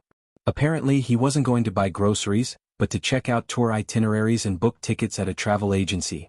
Supposedly, the old man suddenly wanted to go on a trip. But Wang Ling felt that there was something fishy about this, because there was still a food duel between the old man and Jiangbai's father, the head of Kitchen Knife Sect, from regular class 2. The old man had been preparing for this for a long time, and there was no way he would give up on the idea of going on a trip just like that. Furthermore, Father Wang wasn't typing today, nor was he smoking a cigar dejectedly on the sofa. Instead, he was rummaging through the drawers and cabinets in the basement, looking for something. When Father Wang had rummaged through the basement the last time, he had found the pile of love letters that Grandfather Wang had written to his first love, Teacher Pan. Wang Ling thought about today's date. It was July 20th on Thursday in the 13th week of the semester. Was today an important day? "Ling Ling, you're back? Come here." Suddenly, Father Wang shouted from the basement. Wang Ling teleported to Father Wang's side and saw Father Wang take out an old box from the storage room. He then took out a box the size of a shoe box from the box, and then a black box from the box. Finally, he took out a small note from the black box. Father Wang looked at Wang Ling. "I had your grandfather send your mom away just now, Wang Ling, M?" He could already tell. "Father Wang, today isn't our wedding anniversary. Instead, it's the first day I met your mom. This note is a song I wrote before. It's called The Starry Sky's Language of Love. I just need to compose and arrange the music. Ling Ling, can you do me a favor? Wang Ling.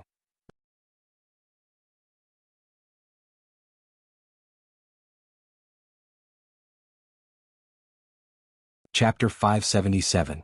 Father Wang had written these lyrics the first time he had met Mother Wang. Actually, Wang Ling had never really understood their love history. However, the relationship between an old married couple had always been pretty good, and it was actually very normal for them to stumble. But Wang Ling felt that the number of times Father and Mother Wang had quarreled since he was young could be counted on his fingers. Wang Ling had wondered whether today was their wedding anniversary, but when he looked at the time, it didn't seem right. Now that he heard Father Wang say this, Wang Ling was suddenly enlightened. He could even remember the first day they met. It seemed that it had been love at first sight back then. Lyrics of The Starry Sky's Language of Love. Walking alone in this world, does it seem a little lonely watching the Big Dipper in the cool night breeze? How I wish I had you with me. Our memories are in the night sky. Remember when I interpreted the language of the stars with you? What mystery is there in liking? What mystery is there in liking? Throwing everything away, it seems there is only confusion. When I was young, I watched the meteors fill the sky, always thinking of who could accompany me walking through the forest with you to the precipice, watching the starry sky shine on my hometown in the wind. Only after many years do I understand why the starry sky is colored, because we are together. Want to take you to compose the language of love in ink, holding my breath as I wander the galaxy.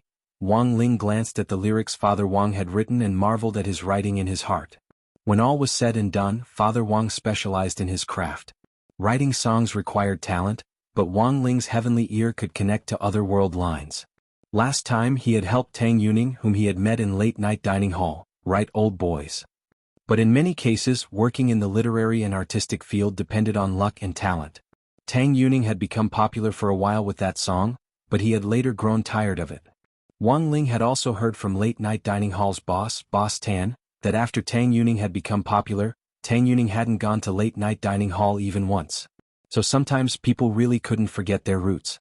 When Tang Yuning had been starving, Boss Tan had helped him a lot, not only by feeding him but also providing him with a venue to perform.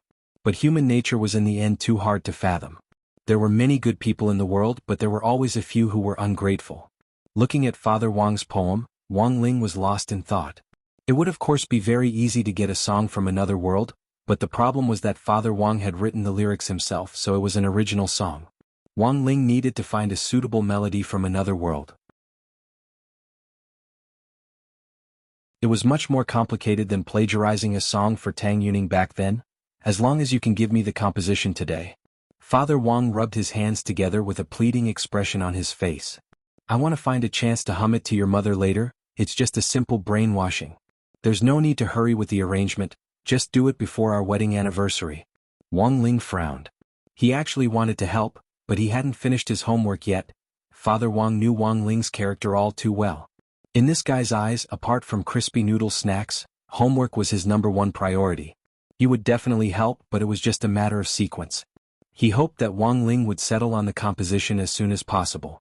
The sooner the better. After thinking about it, Father Wang finally decided to pay the price.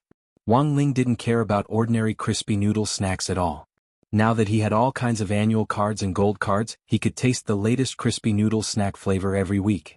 Furthermore, the Crispy Noodle Snack flagship store on Spirit Creek Road would send him a big gift pack during the holidays. Thus, Father Wang had already spent a lot of money on custom-made crispy noodle snacks specially for Wang Ling's taste. Father Wang whispered in Wang Ling's ear about the crispy noodle snack flavor. In the end, Wang Ling's eyes instantly widened, because this was a flavor he couldn't refuse. After confirming the flavor, Father Wang held up 3 fingers. 3 packets. Wang Ling frowned. Although 3 packets was very tempting, it wasn't enough for him to eat to his heart's content. Father Wang took a deep breath. 5 packets? Wang Ling's eyes widened, but he still didn't agree. Father Wang grit his teeth. 8 packets. This was already all he had in stock. Deal. Wang Ling nodded. Father Wang heaved a huge sigh of relief. The price of each custom-made crispy noodle snack was equivalent to 3 days' worth of royalties. It looked like he would have to order more later. If he still had to ask Wang Ling for help in the future, he would have to prepare at least 10 packets in stock. Helping Father Wang compose music actually wasn't that complicated for Wang Ling. The main thing was that it was troublesome because he had to find the right melody from each world line according to the lyrics, which took more time than doing homework. Father Wang's lyrics were a kind of spit song with a refreshing tone. What was a spit song? It was the kind that didn't burn the brain, and the melody was especially brainwashing. One of the biggest characteristics of this kind of song was that it was very contagious, and anyone could hum a few lines to it. But it wouldn't work in a music competition, because it wouldn't be able to show off one's singing skills at all. However, a lot of the popular songs on the market now were spit songs such as Buddhist Girl and I Am Willing, both of which were spit songs. Wang Ling pricked up his ears, and the heavenly ear ability scanned countless world lines as if it was receiving radio waves. In the end, he found a singer called Old as Old, who sang a song whose melody just happened to connect with Father Wang's, The Starry Sky's Language of Love. Number 60 High School had music classes, and Wang Ling himself could play the guitar, so he immediately wrote down a score based on the melody and lyrics, and then sent it to Grenade Throwing Senior Immortal. Grenade Throwing Senior Immortal had sung that magically altered version of Take You on a Journey before, and Wang Ling had felt that Grenade Throwing had a talent for singing. When Grenade Throwing Senior Immortal saw the score and the lyrics, he was stunned, and hurriedly wrote back to Wang Ling, Brother Ling, who wrote these lyrics? Wang Ling typed back, Senior Wang wrote them. Grenade Throwing Senior Immortal replied almost at the same time. Damn. This is simply the work of a genius. Senior Wang's song, this melody, these lyrics, shocking the world and making the gods weep. My scalp goes numb, my thighs tremble, and I get goosebumps all over.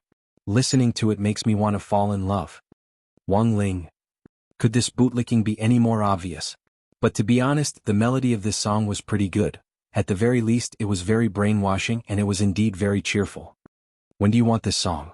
Grenade Throwing Senior Immortal asked. Wang Ling's answer was concise. Right away. Grenade Throwing Senior Immortal. Good. I'll sing it right away. About 5 minutes later, Wang Ling sent the composition file to Father Wang. Father Wang was startled when he heard Grenade Throwing Senior Immortal's voice, and he hurriedly turned around to look for Wang Ling. Is this Little Lei song? Wang Ling nodded. Father Wang was shocked. Damn. This singing was too good. This voice. This singing. Shocking the world and making the gods weep. My scalp goes numb. Wang Ling.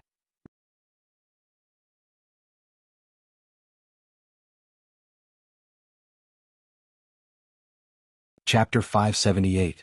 Grenade Throwing Senior Immortal finished singing, The Language of the Starry Sky's Language of Love.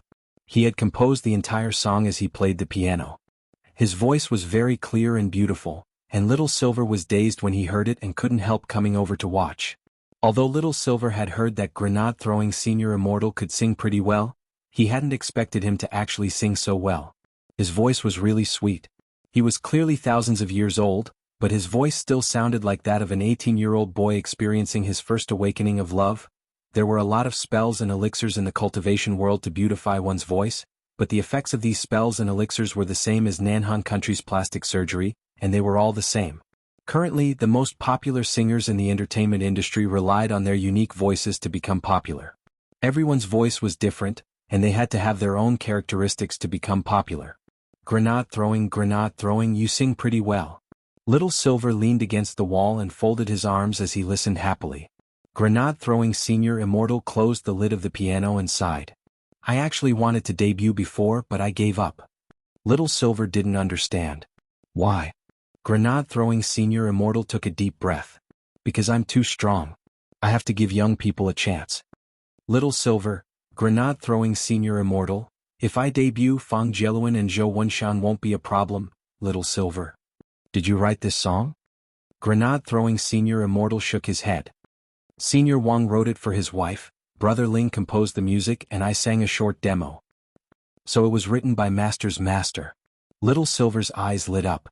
Recalling the melody just now, he suddenly looked a little envious. How romantic, it reminds me of a poem. I've been studying Huaxia's ancient culture recently, it's really broad and profound. Grenade Throwing Senior Immortal raised his eyebrows. Tell me about it. Little Silver blurted out, 100 years of cultivation crossed the same boat. Hearing this, Grenade Throwing Senior Immortal was about to praise Little Silver for his slight improvement in understanding of modern human culture. In the end, Little Silver paused before continuing, 1,000 years of cultivation, Astro Boy, Grenade Throwing Senior Immortal. That night, Loopy Toad had dinner at Wei Ji's house. When it followed Wei Ji in, the security guards at the ground floor of the family apartment looked at it with smiles on their faces, brimming with enthusiasm. This was a dog that had been personally chosen by the marshal, so no one dared to show a sour face. Actually, Wei Ji felt that Loopy Toad had a special affinity. At first glance, the color of this dog's fur was a little strange, but the more he looked at it, the more he liked it. Passing by the apartment block, Loopy Toad saw an old mother carrying a basket. "Little Wei, did you bring your dog friend here to play again?" "Yes, Aunt Zhao." Wei Ji greeted the old auntie. Loopy Toad raised its head to look at this Auntie Zhao, and was immediately on guard because it felt that this person was very strong.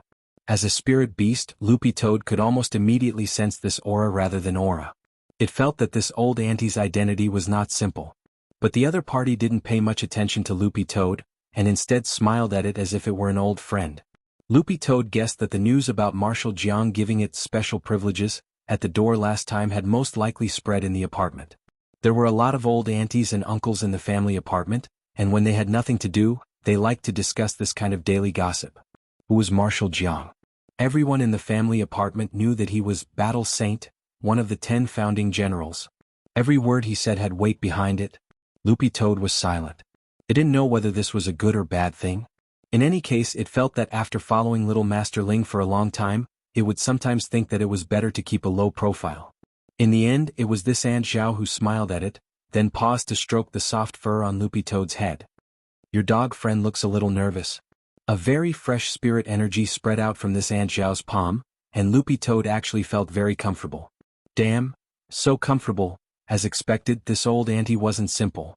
Looking at Aunt Zhao, Loopy Toad wanted to say something, but didn't know how to say it. "Don't worry, Little Wei's friend has a good character and a good beast," Aunt Zhao said. "Everyone in our apartment watched Little Wei grow up. Old Jiang greeted you at the door last time, so you can be more casual in the apartment from now on. It's no big deal.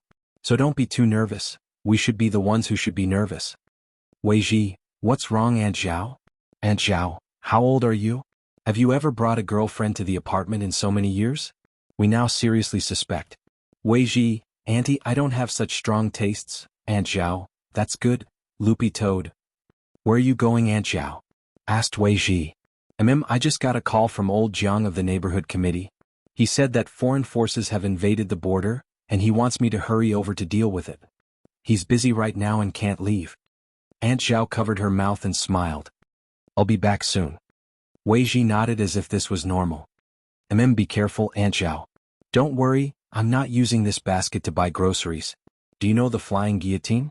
This basket is an improved version of the flying guillotine. It's the kind that can be thrown out to directly harvest people's heads. But in order to weaken the enemy's guard, I modified it to look like this, said Aunt Zhao. Loopy Toad felt that this Aunt Zhao was talking about something very scary with a calm expression on her face.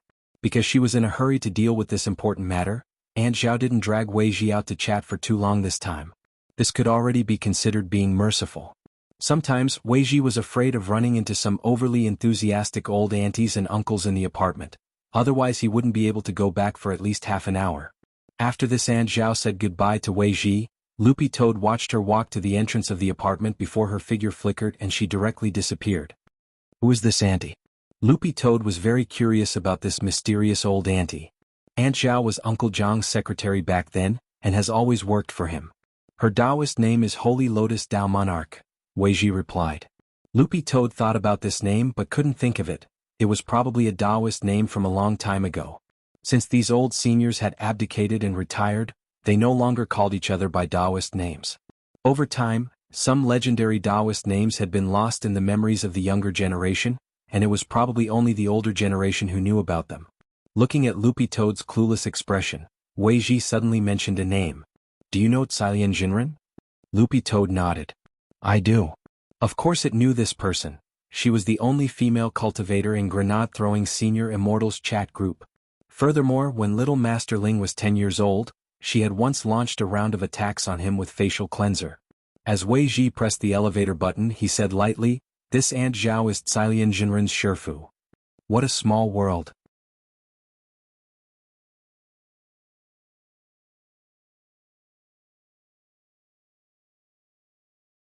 Chapter 579.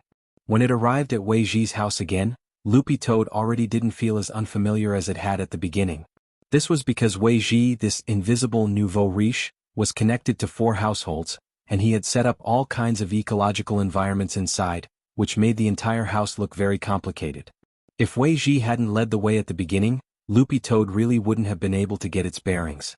But this time Loopy Toad was already completely familiar with the place. When it entered, Loopy Toad saw the pushing large butterfly fly over and perch on Wei Ji's shoulder, which he couldn't help sinking a little. After not seeing it for a while, this pushing large butterfly had grown heavier again. It had obviously been raised very fat by Wei Ji. The pushing large butterfly was a kind of economical and practical spirit beast. Its attributes were relatively balanced, and its biggest characteristics were its loyalty and practicality. The sleeping powder and tranquilizer powder on the pushing large butterfly in particular were very useful when it was training in the wild, and it was very suitable for pet trainers to take out for training. Of course, the highest grade a pushing large butterfly could reach wouldn't be too high, and was at most 3rd class. But it was a different story if it could become a butterfly emperor. The pushing large butterfly in Wei Ji's hand clearly had the bloodline of a butterfly emperor, otherwise Wei Ji wouldn't have taken a liking to it so easily. This was a common spirit beast that pet trainers liked to use in the early and middle stages. But Wei Ji was an SSR-level pet trainer, and he was raising a spirit beast that could be called a novice level, so Loopy Toad felt that this pushing large butterfly definitely wasn't simple. And sure enough, it was just as Loopy Toad had expected. After the pushing large butterfly rested on his shoulder, Wei Ji looked at the stamen of the tyrant spirit flower that the pushing large butterfly had rested on previously. This tyrant spirit flower had been specially cultivated by Wei Ji indoors. The nectar that the tyrant spirit flower secreted every day was the pushing large butterfly's food. Loopy Toad moved closer to take a look, and found that there was actually some cotton candy-like silk mesh on the flower's petals. This was the pushing large butterfly's nest. As expected, it has the bloodline of a butterfly emperor. Loopy Toad sked. Among pushing large butterflies, only a butterfly emperor could do this kind of thing. Of course, this is a spirit beast that I signed. Wei Ji looked at the new nest on the flower petal and was rather delighted. Among the adult pushing large butterflies, only the pushing large butterflies with the bloodline of the butterfly sovereign have the ability to build nests. When the nest is 90% built, it will attract many young pushing large butterflies to follow it. If they can attract the pushing large butterfly that also has the butterfly sovereign's bloodline to complete the last 10% of the nest, the 2 pushing large butterflies will mate. At this point, Wei Ji sighed and used his finger to gently touch the pushing large butterfly's brightly colored wings on his shoulder. However, there are too few pushing large butterflies with the bloodline of a butterfly sovereign. Furthermore, a butterfly sovereign is a national-level protected spirit beast. It's actually very rare now. A national-level protected spirit beast. Then the one you're carrying, S-rank pet trainers and above have the right to raise national 2nd class and 3rd class protected spirit beasts. SSR rank, no restrictions, Wei Ji replied quickly. Loopy Toad nodded. I see. I went to many places to find this pushing large butterfly with the butterfly sovereign's bloodline. Wei Ji seemed to have recalled many things. How did you find it? Loopy Toad stared at the pushing large butterfly curiously. It had come into contact with this pushing large butterfly many times, and it had seen that it was quite close to Wei Ji, but it didn't know what the story between the two was. Wei Ji, actually it wasn't that difficult to sign the contract, it was still very young back then. It was just that it wasn't easy to find out, it was its clan's 3rd prince. It didn't want to inherit the throne, so it left with me. Loopy Toad was stunned. There was this kind of operation. Wei Ji specially treated Loopy Toad to a big steak from his family's Shinfu beef. This beef was very expensive, and most pet trainers definitely didn't have it at home. When Wei Ji cut up the beef and fried it, Loopy Toad suddenly felt a little embarrassed. Loopy Toad, this beef is pretty expensive. Wei Ji, it's fine. In any case, it was a scam from the vice president's family. Just yesterday he lost a bet with me again. He lost his family's luxurious Fenrir dinner to me. It just so happens that I can't eat it by myself, so I'll fry it and eat it together. It'll also give you some nutrition. Loopy Toad, Wei Ji, actually apart from the Bone King, there have probably been dozens of other times. The vice president especially likes to gamble with me. But he always loses something to me. Loopy Toad suddenly felt that this vice president of the Pet Trainers Guild, crying old Immortal, was a little miserable. So it turned out that gambling really wasn't a good thing. It wasn't just that a small gamble was good for the mood, but a big one was bad for the body. Whether it was a small gamble or a big one, it was still a gamble. If you won, you wanted to win again, and if you lost, you wanted to recoup your losses. This thing was forever a bottomless pit. No one in the Wang family had this habit. Father and Mother Wang never bet with others and didn't even buy lottery tickets or stocks. Father Wang was never interested in these kinds of opportunistic ways to make money. Loopy Toad also remembered that Father Wang had specially set 3 rules with Little Master Ling. Since a young age, Father Wang had told Little Master Ling that he wasn't allowed to use his ability to earn ill-gotten gains in any form. Making money down to earth was a skill. As he fried the steak, Wei Ji couldn't help laughing. I reckon that the Vice President's Fenrir will howl again tonight. Both of them are of royal blood, but our family's big clawing butterfly saves me time and money. Loopy Toad was blank when it heard this. In fact, in theory it was also a spirit beast with royal blood. It should be said that it had a royal soul. In the past, whenever Loopy Toad thought of its former identity as a demon king, it couldn't help feeling disappointed and sad. But now it felt more at ease. Because tomorrow, it would go and put an end to everything with its own claws. Although it might not be able to be its former king in the future, Loopy Toad actually enjoyed its current life. Wang Ling looked like a lonely person, but Loopy Toad realized that when it was with him, it didn't feel lonely at all. Furthermore, it had met a lot of friends through Wang Ling. Wei Ji looked at Loopy Toad and wondered what this brother dog was thinking about. Although he had never met Wang Ling before, he had always been very curious about him. What kind of person was he to be able to raise such a magical dog? That Fenrir is also of royal blood? Isn't that a natural inheritance? When it came to the topic of royal blood, Loopy Toad actually had a lot of questions in its heart. It was very curious about the similarities and differences in bloodline inheritance between Eastern spirit beasts, demon beasts and Western magic beasts. Most bloodlines are naturally inherited. The Fenrir in the Vice President's house is a purebred. Of course there are exceptions. Wei Ji said, for example, the legendary Demon Saint of the Demon World. Demon Saint is probably the supreme leader of the demon world, and is one level higher than demon gods. But no one knows how Demon Saint is inherited. Do you know the holy pillar of the demon world?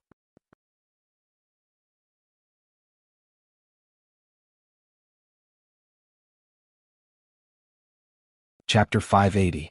Wei Ji was dazed. I remember it's a landmark? Wei Ji remembered that he had only vaguely read about it in some book, because ever since the appearance of the gate between worlds, the relationship between the demon world and the human cultivation world had always been a hot topic. Over the years, the Pet Trainers Guild had been researching the differences between demon beasts, spirit beasts and magic beasts. The previous topic had always been the difference between spirit beasts and demonic beasts. However, both spirit beasts and demonic beasts belong to the same species on Earth, and they both used the spiritual chi of heaven and earth as their source of power. Although they had different habits, there was not much of a difference in their nature. So in fact, the difference between demon beasts and spirit beasts had been a huge field of study in recent years. It wasn't just him. The guild's vice president, president and other SSR-level pet trainers were doing everything possible to research it. When the gate between worlds had appeared in the human world, cultivators had captured a lot of demon beasts as samples. In fact, the country had invested a lot of research in the last few years to fund the Pet Trainers Guild to compile analytical teaching materials on demon beasts. In terms of species alone, there were more demon beasts than spirit beasts and magic beasts combined. Their numbers were terrifying and there were many tribes. According to the information that human cultivators had on the demon world, there were over 100 demon territories in the demon world, each of which was ruled by a demon god. Each territory was divided into several dozen different tribes, and each tribe's chief was a demon king. Subdivided even further, the variety of species could be drawn into a jaw-dropping tree diagram. But even with such a variety of species, the Pet Trainers Guild had still discovered a very important landmark over the years, and that was the holy pillar of the demon world. This was combined with the information obtained from the maps drawn by all the desperate map merchants who had explored the demon realm. Every map merchant went to a different place, but there were always similarities. When all the similarities were combined, they discovered the existence of the holy pillar of the demon world. Brother Dog knows about this holy pillar? Wei Ji was amazed. He felt that Dog 2's knowledge was broader than he had imagined. And the key point was that the holy pillar hadn't actually been announced to the public yet. Currently, there wasn't a single popular science book about the gate between worlds in the Library of Heavenly Path outside that had any information about the Holy Pillar. Yes, that's what I heard. Loopy Toad pretended to be calm as it nodded. Of course it knew about the Holy Pillar since it was a demon beast from that corner to begin with. Actually, all demon kings and above actually knew about the Holy Pillar's origin. Brother Dog is really knowledgeable. Wei Ji had known from the start that Loopy Toad's background wasn't simple. Furthermore, it was already against common sense for it to be able to speak despite its low grade, so he didn't take it to heart that Loopy Toad knew about the existence of the Holy Pillar. From the very beginning, Wei Ji felt that his brother Dog was a dog that had seen the world, a dog that was fresh and refined, and a dog that was free from vulgar tastes. We only found out about this Holy Pillar not long ago. Our analysis shows that this is an important landmark in the demon realm, and it has a lot to do with Demon Saint. The closer it is to the demon domain near the sacred pillar, the stronger it is, Wei Ji said. More or less. Loopy Toad nodded. Actually, this research was basically on point, because the Holy Pillar was originally the center of the demon realm and was surrounded by hundreds of territories. As for why the demon domains closer to the Holy Pillar were stronger, the reason was actually very simple. Those demon domains were more or less affected by Demon Saint's aura, and became stronger under the radiation of Demon Saint's demon energy. This was already no longer a secret in the demon realm. How far have you come in your research? Loopy Toad couldn't help asking. We're currently studying the relationship between the Holy Pillar and Demon Saint, Wei Ji replied. Our initial suspicion is that the Holy Pillar and Demon Saint's inheritance have a lot to do with each other. Although the succession of the Demon Saint seems to be hereditary, and it has already been announced that the current Demon Saint's title is a merman called the second-generation merman, but we generally still believe that there are other ways of succession for the Demon Saint. Other ways of inheritance? Loopy Toad was blank. Even Loopy Toad, a native of the demon world, didn't know what Wei Ji was talking about. In the demon world, the existence of Demon Saint had always been a mystery. There were hundreds of demon gods in the demon world, but only a few at the very top had actually seen Demon Saint. Even if they had, none of the demon gods could accurately describe what Demon Saint looked like. Many demon beasts knew that Demon Saint had always existed, including Loopy Toad, but they had never known how Demon Saint was inherited. Below demon gods, including demon kings, they had only heard of Demon Saint, and they only knew that demon gods were personally appointed by Demon Saint from among the many demon kings. However, no one knew the specific criteria for being conferred the title of demon god. Most of the demon beasts did not know what a Demon Saint looked like, where he was, or what the criteria for appointing a demon god was, or whether they would send small red packets to the group of demon gods during festivals, or whether they would give a pension to the demon gods after they had inherited the throne for 650 years. As Loopy Toad and Wei Ji ate the steak, its eyes lit up as it chewed the beef. It was actually very delicious. Loopy Toad exclaimed, "You're a human wife." Wei Ji replied calmly, "I'm a beast wife." Loopy Toad, you've used up a lot of energy today, eat more. This beef is a great tonic. Wei Ji forked a piece of meat and put it in his mouth. By the way, I haven't asked Brother Dog, where did you get this fist technique from? A friend gave it to me, he doesn't need it, said Loopy Toad. This fist technique is pretty powerful. If you cultivate it to the highest level, it'll definitely be very promising. But when I saw you use it today, I felt that something was missing and it looked a little stiff. Your friend probably didn't give you the full set, right? Said Wei Ji. Loopy Toad replied, it's the full set, but my friend might have improved it. I see. Wei Ji put down his fork and his expression suddenly became very serious. Actually, there are times when an improved technique might not be suitable for everyone. It's best to cultivate according to the original version of the technique, otherwise if your spirit energy circulates in the wrong meridian, it's very easy to leave behind sequelae. Loopy Toad was startled. It can't be that scary, right? You can't say for sure, Wei Ji smiled. But now it looks like you're pretty used to this technique. Loopy Toad, there's nothing uncomfortable about it. Wei Ji, but we can't rule out the possibility that the sequelae haven't appeared yet.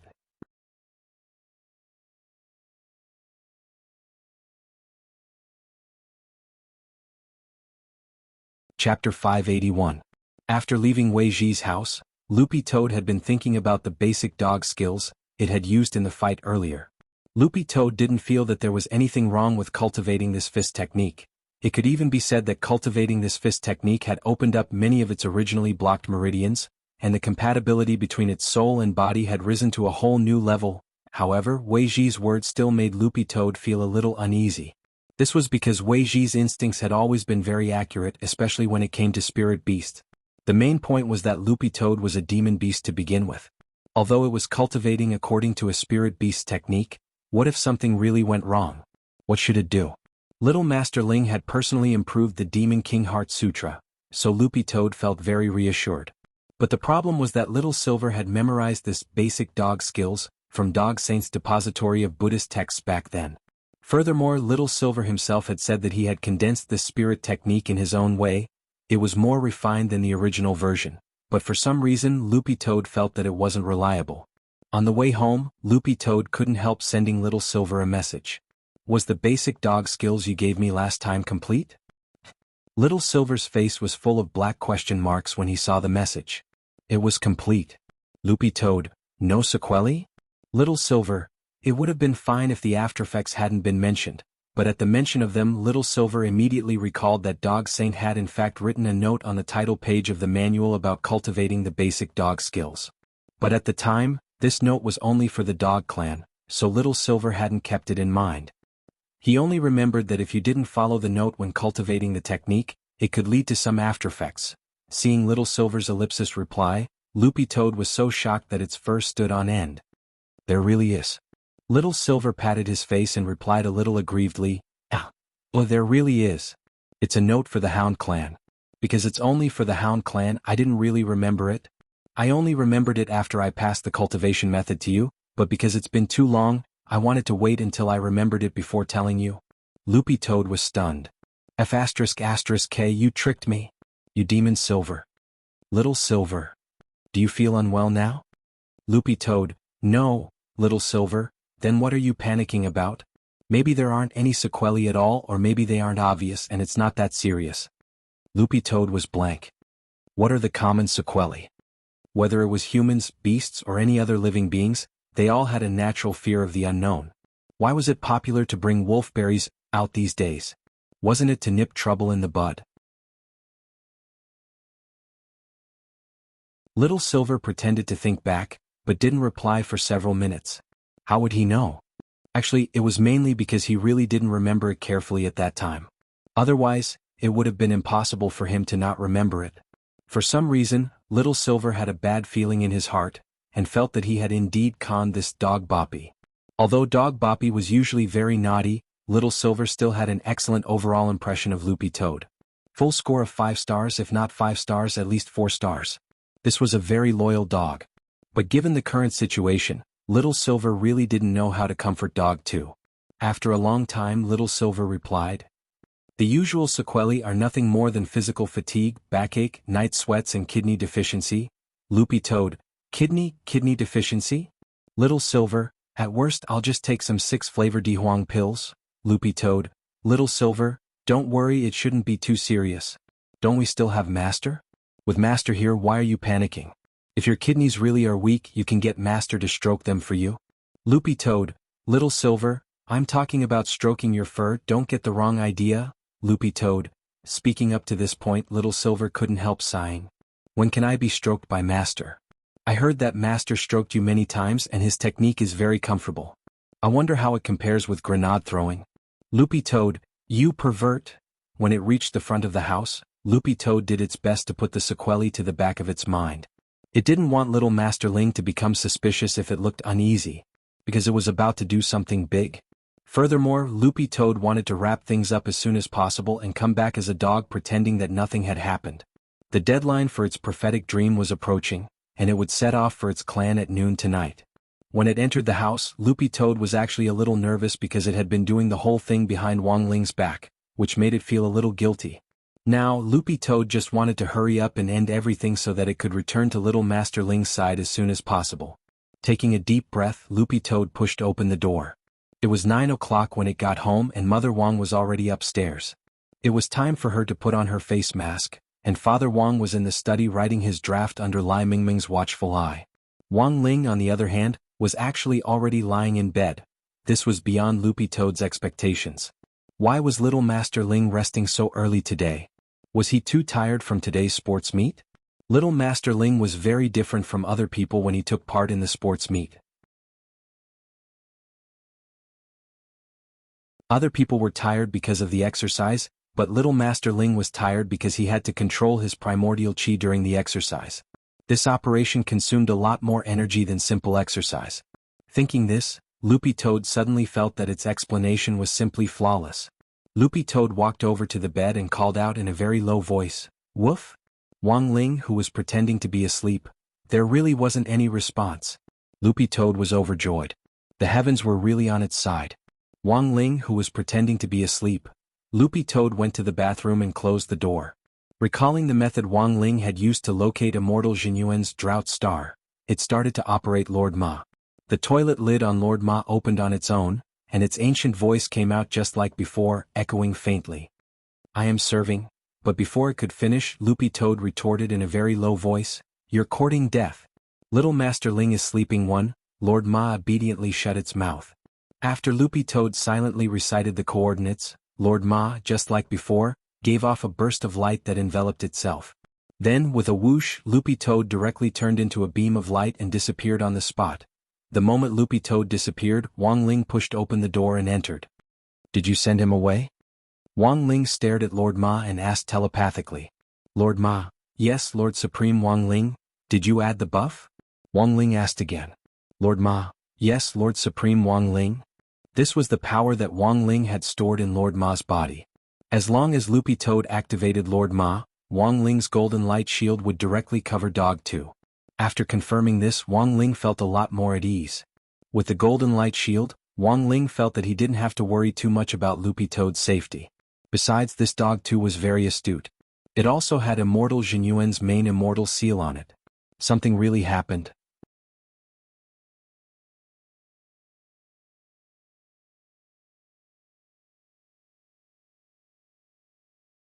Chapter 582. The demon world in the gate between worlds was divided into 3 zones and 108 territories, divided according to strength into 96 outer territories, 8 middle territories and 4 inner territories. According to overall strength, the sky-swallowing toad clan was situated in one of the 4 inner territories. The disputes between the 4 inner territories were far more complicated than those between the middle and outer territories. At the same time, the 4 great Yao gods of the 4 inner regions were also the strongest Yao gods. The Scorpion King of the East, the Ox Sovereign of the West, the Ghost Emperor of the South, and the Turtle Devil of the North were known as the 4 illusionary gods of the war. The sky-swallowing toad clan lived in the territory of Scorpion King of the East, and the conflict this time revolved around Scorpion King of the East and the other 3 demon gods of the other territories. On Dragon Tooth Mountain, an elder of the sky-swallowing toad clan whose hair and beard were already grizzled stood at the mouth of a cliff and gazed deeply at the border in the distance. This elder was the current acting leader of the sky-swallowing toad clan, Elder Wenhe. Dragon Tooth Mountain was the border crossing between the eastern and western territories. There was a border embassy there which had originally been used to mediate conflicts between the various territories. However, in this elder's eyes, the embassy's function was completely non-existent. Elder, when everything is ready. Everyone in the clan, young and old, is ready to evacuate. At that moment, a ray of light fell, and a young man with an oily face landed behind Elder One. Elder One nodded and looked up at the sky. "If I sacrifice myself to ensure the safety of my clan, it will all be worth it." Speaking up to this point, Elder One turned to look at the young man behind him. After I die, everything in the clan will be handed over to you. You'll have to work harder." "No. I'm going with grandfather." The young man raised his head. The 3 demon gods of the other territories' proposal to negotiate this time might be a turning point, grandfather. A turning point? It can't be a turning point. This is just the 3 demon gods' excuse. I can't watch my grandson throw away his life. Elder One sighed. In the end, you're still too young to understand the situation.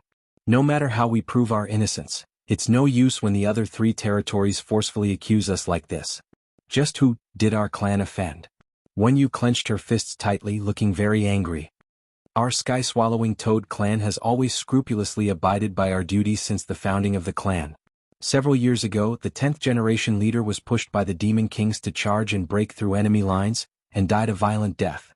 What right do the demon gods of the other 3 territories have to taint our innocence? Are you trying to tarnish my race by hiding a magical artifact of mass destruction for Scorpion King? In fact, no matter what one does, this kind of malicious act of tarnishing someone's reputation out of thin air would end up with nothing more than a sieve. You're still young and have a long way to go, but I'm already old. The sacrifice of my clan is merely a chess piece. This time, the other 3 territories sent people over to negotiate. They said that they want to thoroughly investigate whether our race has that weapon of mass destruction. If it is proven that we do not have it, the 3 territories will cancel the war against the Eastern Territory. Elder Wen pinched his beard, and his eyes seemed to have seen through everything. But it's impossible to cancel the war from the beginning to the end. These 3 territories are already prepared to join forces to suppress our Eastern Territory. There's no way Scorpion King will allow the other 3 territories to enter our Eastern Territory to conduct a search during this negotiation. At this point, the young man already completely understood. Scorpion King was stuck between a rock and a hard place. The existence of a magic artifact of mass destruction in the Eastern Territory was a nonsensical rumor to begin with, but the demon gods of the other 3 territories were still unrelenting in their determination to conduct a search, and had repeatedly joined forces to denounce and criticize it. They declared to the other territories that they would never let this matter rest, and unless the Eastern Territory was allowed to conduct a search, they would join forces to retaliate. What kind of shameless hoodlum behavior was this? If Scorpion King shows weakness, this will only make the other territories doubt the overall strength of our Eastern Territory. Right now, the 8 territories of the Central Territory are coveting the position of the 4 inner territories.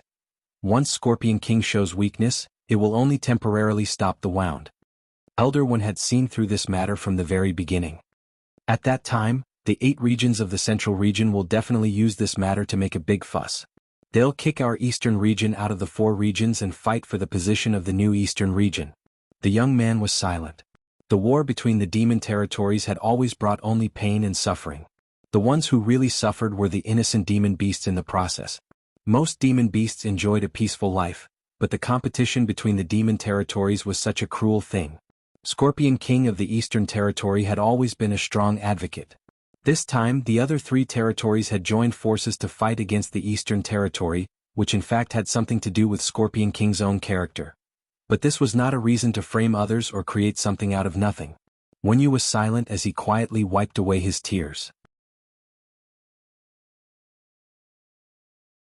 He did not cry out, but the sound of him wiping away his tears was very clear, and even sounded a little harsh in Elder Wen's ears. He did not know if he would be able to return after leaving this time. Wenyu was still young, but he was the best candidate among the younger generation to shoulder the heavy responsibility of the clan. Wenyu, you don't have to be too sad. Grandpa has lived to this age and it's already enough. Elder Wen did not look back, his gaze fixed in the direction of the border from beginning to end. The young man lowered his eyes, feeling incomparably sad. Grandpa, is there really no other way? Looking at the current situation, there really isn't. Elder Wen shook his head. I've already held a prayer meeting. Unless we can awaken great ancestor Jianghu, there's really little hope for this. Not too long ago, a shining demon god had appeared in the sky-swallowing toad clan, and that was great ancestor Jianghu, whose Taoist name was Venerable Demon Jianglu. But speaking up to this point, Elder Wen suddenly said, in fact, things may not be as bad as we think. Not long ago, I also had a prophetic dream. In the dream, under the illumination of a green light, our clan moved towards prosperity and prosperity. But so far, I still don't know what that green light represents. However, these comforting words didn't improve Wenyu's mood. The Toad clan's prophetic dream. Although it was a dream that could come true, there was also an element of probability to the occurrence of a dream. Moreover, Wenyu had never heard his grandfather mention anything about the prophetic dream before, so he treated it as comforting words. But in fact, Elder Wen had indeed dreamed of it. At that moment, grandfather and grandson stood at the mouth of Dragon Tooth Mountain's cliff. A cool breeze blew through Elder Wen's navy blue Taoist robe. It was almost time. Elder Wen was ready to leave, and it wasn't until the moment before he turned around to look at his grandson. Wenyu, raise your head. A man Toad, a man of character. The young man did his best to restrain his emotions and held his head high. We are a clan that has been illuminated by the demon god's glory. Even if we are lonely now, you must remember, for the sake of our ancestors. For the sake of the clan, you can't lower your head at any time. Elder One stared in the direction of the peace consulate and gritted his teeth. If I don't come back this time, I won't come back.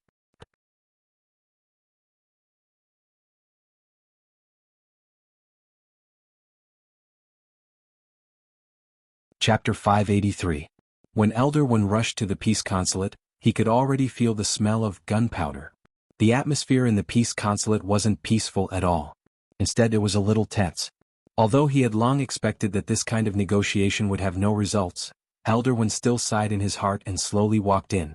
In the peace consulate, the envoys from the southern, western, and northern territories had been waiting for a long time. The 3 envoys sent this time were direct ambassadors of the demon gods of the south, north, and west. Taoist Horseface under Venerable Ox of the west, Taoist Witch Demon under Ghost Emperor of the south, and Taoist Bronze Turtle under Turtle Devil of the north. This time, the 3 territories colluded to exclude the East Territory, which was something that even Scorpion King did not expect, and this negotiation could be said to be insincere. If they really wanted to resolve this matter peacefully, they shouldn't have just sent emissaries to negotiate. At the very least, the 3 territories should have sent a demon god as a representative. However, the ones sitting here were merely the emissaries of the 3 territories. In the conference hall of the peace consulate, there was a round table.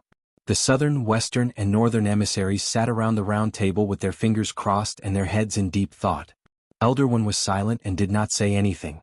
He found a place to sit down. After a minute or two of silence, Taoist Horseface said, "The envoys of our 3 territories have come to the consulate today for peace talks. Why didn't Scorpion King of the East personally receive us?" Elder One silently rolled his eyes in his heart.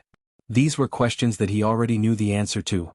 The 3 of them already knew that the Eastern region demon god Scorpion Emperor would not appear, so they purposely made things difficult for him. Scorpion King is busy playing ranked at home today. I'm afraid he won't have time to come over. Elder One cupped his fists. The envoys from the 3 territories, Elder One casually pulled out his seat and sat down. His face showed a fearless expression, completely ready to die bravely. Taoist Horseface was still staring at him relentlessly. "Who allowed you to sit down?" As a result, Elder One did not listen to him at all and even crossed his legs. Since he was going to die today, what was there to be afraid of? Taoist Horseface's face darkened. "Are you not giving me face? We are all emissaries, and the peace consulate was established in the spirit of fair negotiations. But whether it's fair or not, don't the 3 of you know?" Elder One was not afraid at all. He simply said this directly, "Today I have come with the determination to die, so there is nothing to be afraid of." Is this the Scorpion King's intention? Taoist Witch Demon smiled. "Do you know that you are fighting against 3 territories? Your puny sky-swallowing toad clan dares to stir up a conflict in the demon region. Even if any descendants of your clan survive in the future, they'll be nothing more than street rats wherever they go. Ever since the rumor that our clan hid a magic weapon of mass destruction for King Scorpion, all kinds of rumors have been spreading in the southern, western, and northern regions. When a lie is spread 1,000 times, it will become true even if it is false. This matter was originally made up and everyone in the eastern domain knows about it. If the 3 envoys represent the 3 domains and insist on putting the blame on me, then I can't afford to bear the blame of the 3 domains." Elder One waved his hand. Taoist Horseface's face darkened and his voice was incomparably gloomy. "Since you're already prepared to die, we won't say anything more. If you have the guts, try walking out of this consulate." "What? You don't dare make a move on me in this consulate?" Elder One smiled lightly. He was well aware that the peace consulate had been set up under Demon Saint's orders, and its original purpose was to mediate the conflict between the demon regions.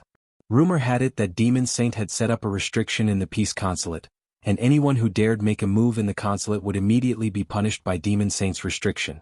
This rumor had always existed, but no one had ever dared to put it into practice. Thus, Elder One felt that he could bet that these 3 people absolutely wouldn't dare make a move on him, at least in the peace consulate.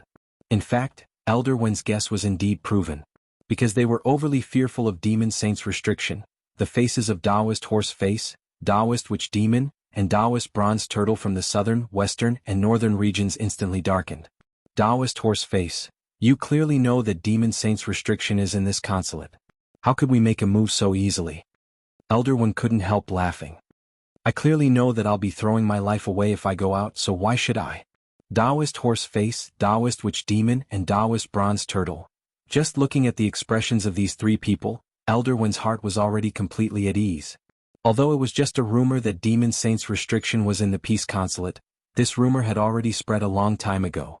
However, no one had ever died under this restriction because no one dared make a move. They were afraid that Demon Saint's restriction would really activate. Thus, Elder Wen wasn't in the mood to verify whether this restriction really existed. He had just wanted to take a gamble from the start. Now that he had confirmed that these three people wouldn't dare make a move on him, Elder Wen was simply overjoyed. He stared at Taoist Horse Face. "Hit me." Then he straightaway did a standing long jump in front of Taoist Horse Face. "You can't do it." The envoys from the three territories, Elder Wen, curse at me. You can't open your mouth. The envoys from the three territories, the corner of Taoist Horse Face's mouth twitched. After thinking for a long time, he decided to take a step back in order to advance. Our three territories all have manners. It's impossible for us to make a move on the envoys. Since Scorpion King isn't here today, why don't we discuss this another day when he's free? According to their original plan, they hadn't planned to kill Elder Wen to begin with, but to detain and arrest him in the name of privately possessing a magic weapon of mass destruction. But even if they were going to arrest him, they would still have to resort to witchcraft.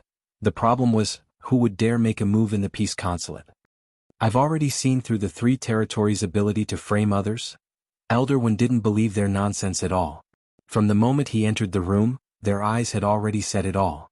Taoist Horse Face couldn't help asking, "Then what do you want to do? Don't tell me you still want to live here?" Bah. Elder Wen snapped his fingers. "You're right." The envoys from the three territories, Elder Wen sat down cross-legged and took out a brocade pouch from which he then took out his pots, bowls, ladles and basins. There was also a glass bottle, and this glass bottle was filled with insect eggs. "Elder Wen, this bottle contains the large meat flies produced by my clan. There are 100,000 male eggs and 100,000 female eggs, and some of them are already about to hatch. This way we won't have to worry about food supplies. Furthermore, I'm also old and can't eat much. As long as I have this bottle, I can live here until I die of old age." The envoys from the three territories, holding the glass bottle, Elder Wen smiled. "Who do you think can survive better than my clan in the three territories?"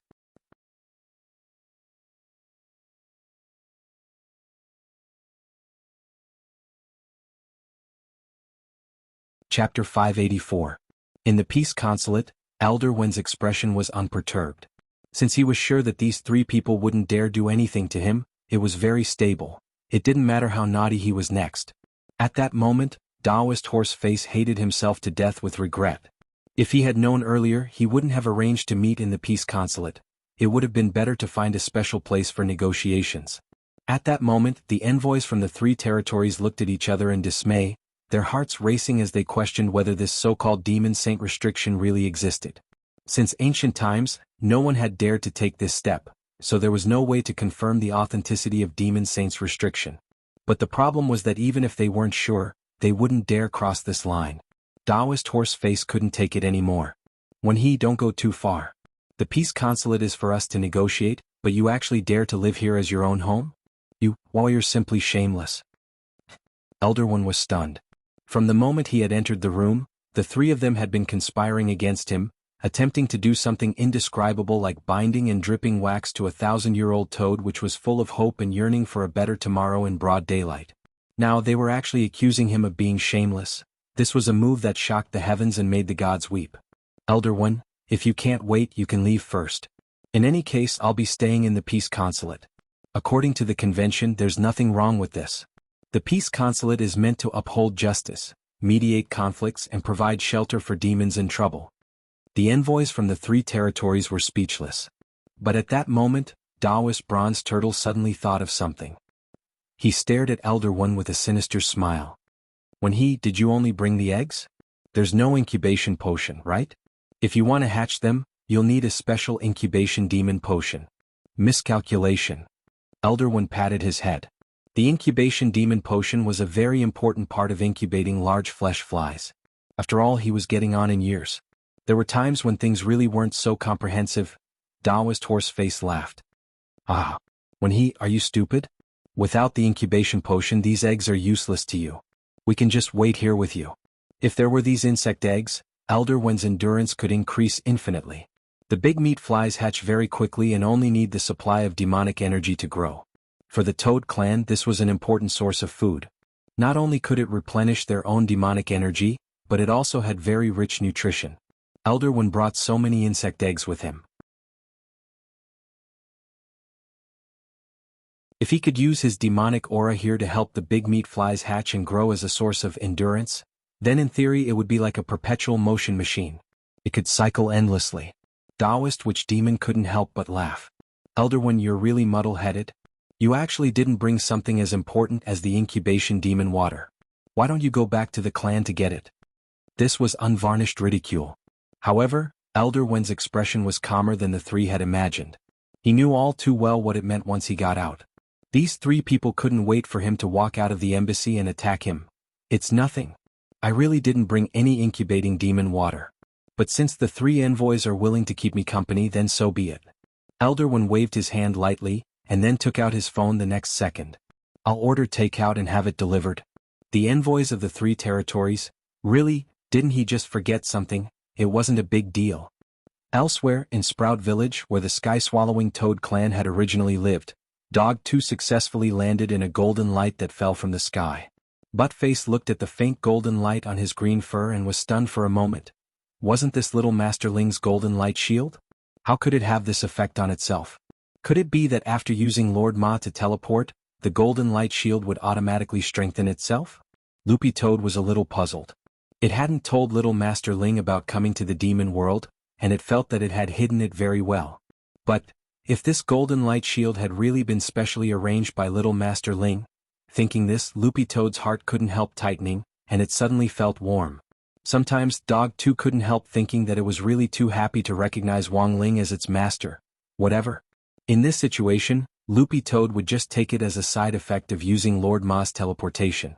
Having the golden light shield was better than nothing.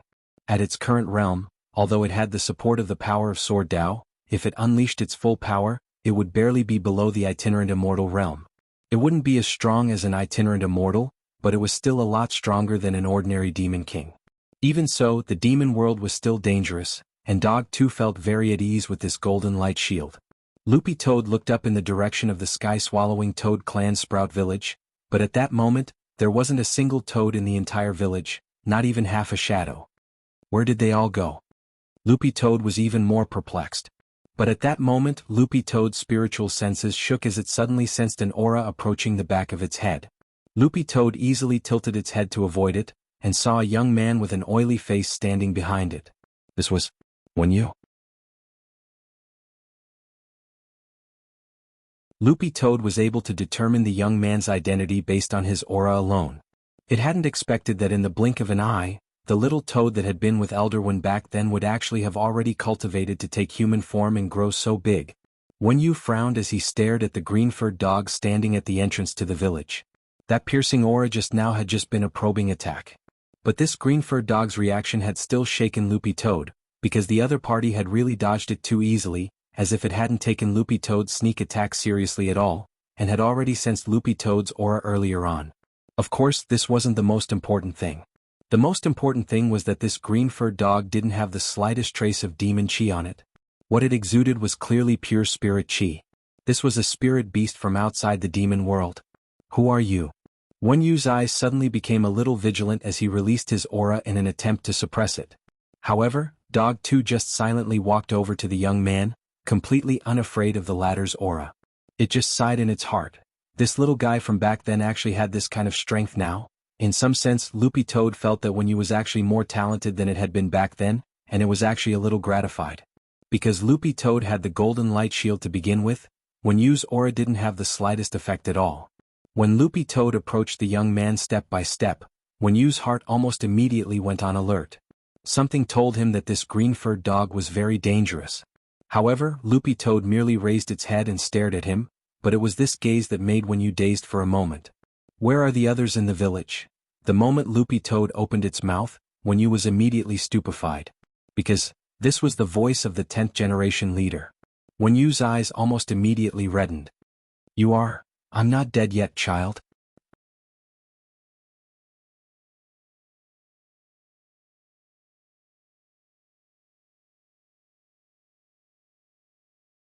Chapter 585. Wen Yu stared at the scene in front of him in disbelief.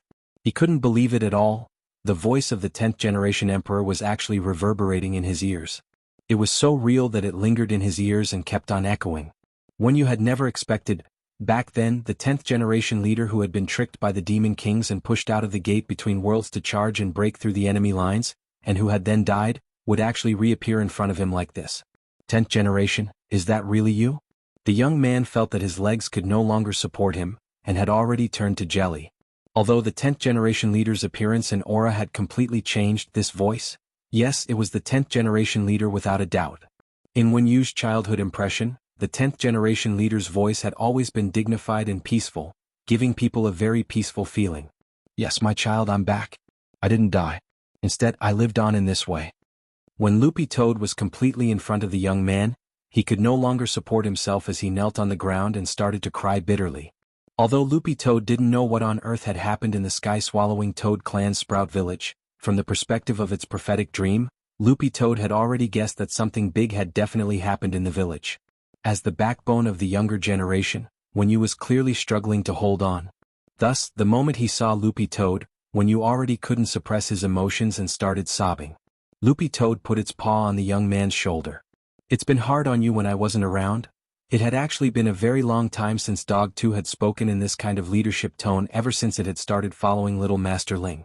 For one thing, it wasn't used to it, and for another, life in the human cultivation city had made Dog 2 forget the days when it had been a king. But now that it had returned, in order to completely sever all this, and also to fulfill its final responsibility as a king, Dog 2 had already thought it through and decided to play the role of king. Of course, this would also be the last time. Loopy Toad quietly waited for the young man to rein in his emotions. After a few minutes or so, when it saw that Wen Yu had gradually calmed down, Loopy Toad opened its mouth slowly.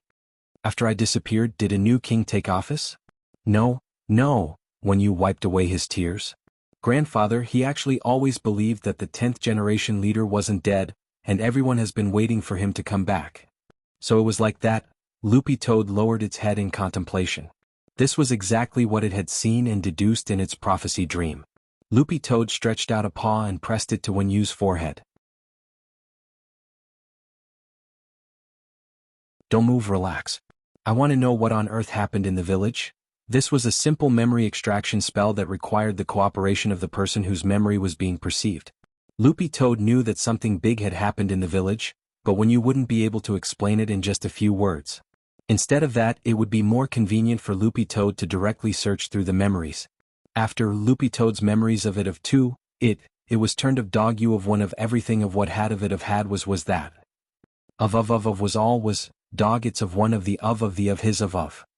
It was fortunate that it hadn't fully inherited the power of the Sword Tao.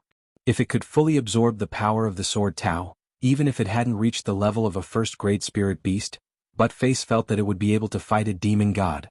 Now that Elder One was in danger and was probably being held captive in the Peace Consulate, Loopy Toad felt that it had to rush over immediately. Wen Yu, I'm going to save Elder One now. He is the hero who founded our clan, I will definitely protect him. 10th generation leader, what are you going to do? Hee, whoever dares come over, I'll just hang them up and beat them up. Loopy Toad laughed, sounding very confident and ruthless. They were just 3 insignificant envoys. Dog 2 didn't care about them at all. Wen Yu, before this matter is resolved, please protect the rest of the clan, Loopy Toad said as it looked at the young man. Don't worry, 10th generation leader. The young man nodded. And Wen Yu, please keep my return a secret. Don't mention it to anyone including your grandfather. Do you understand? Loopy Toad said. Wen Yu didn't understand. Why? I'm no longer a demon king. Loopy Toad turned around and looked at its village. It then stared at Wen Yu and said, my current Taoist name is Immortal too. Wen Yu. Elsewhere, in the Peace Consulate, the little demon from Demon Takeout very quickly delivered the incubation demon water according to Elder Wen's online order. When it arrived at the entrance of the Peace Consulate, the little demon was shocked. This place was too grand. As a little demon, it would have never been able to set foot here in its entire life. At the entrance of the consulate, the little demon asked weakly, is this Mr. Wen's delivery? Elder Wen was sitting in the consulate, and when he heard the little demon speak, he immediately replied happily, yes, I ordered it. Come in directly. The little demon's heart trembled as it carried the incubation demon water that Elder One had ordered. Holy shit. It actually had a chance to go in? This was the peace consulate.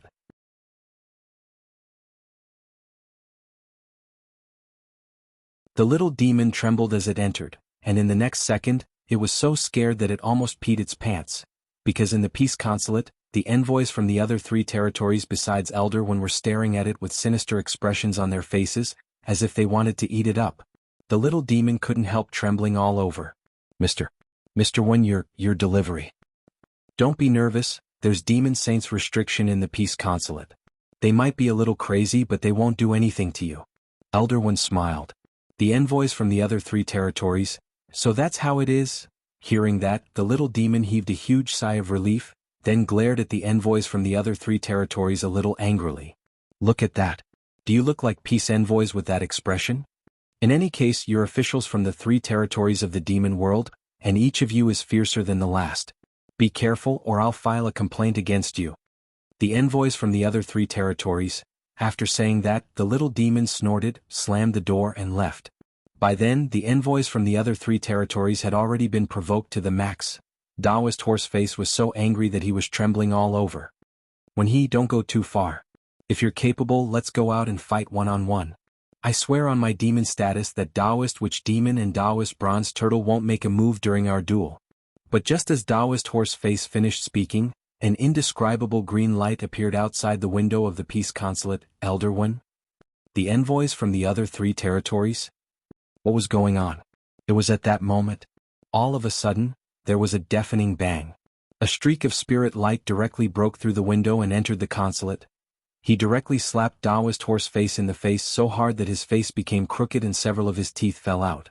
Everyone turned pale with shock as they stared at this scene in front of them, because it had come from a green-furred dog. You're tuning in to the Han Lee's Wuxia Adventures YouTube channel. We're so grateful for your support and don't forget to subscribe to join us on this incredible journey through captivating stories. Your generosity through donations truly makes a world of difference, as it's the primary source of revenue that allows me to expand and enhance this channel for you. Thank you from the bottom of my heart for being a part of this adventure.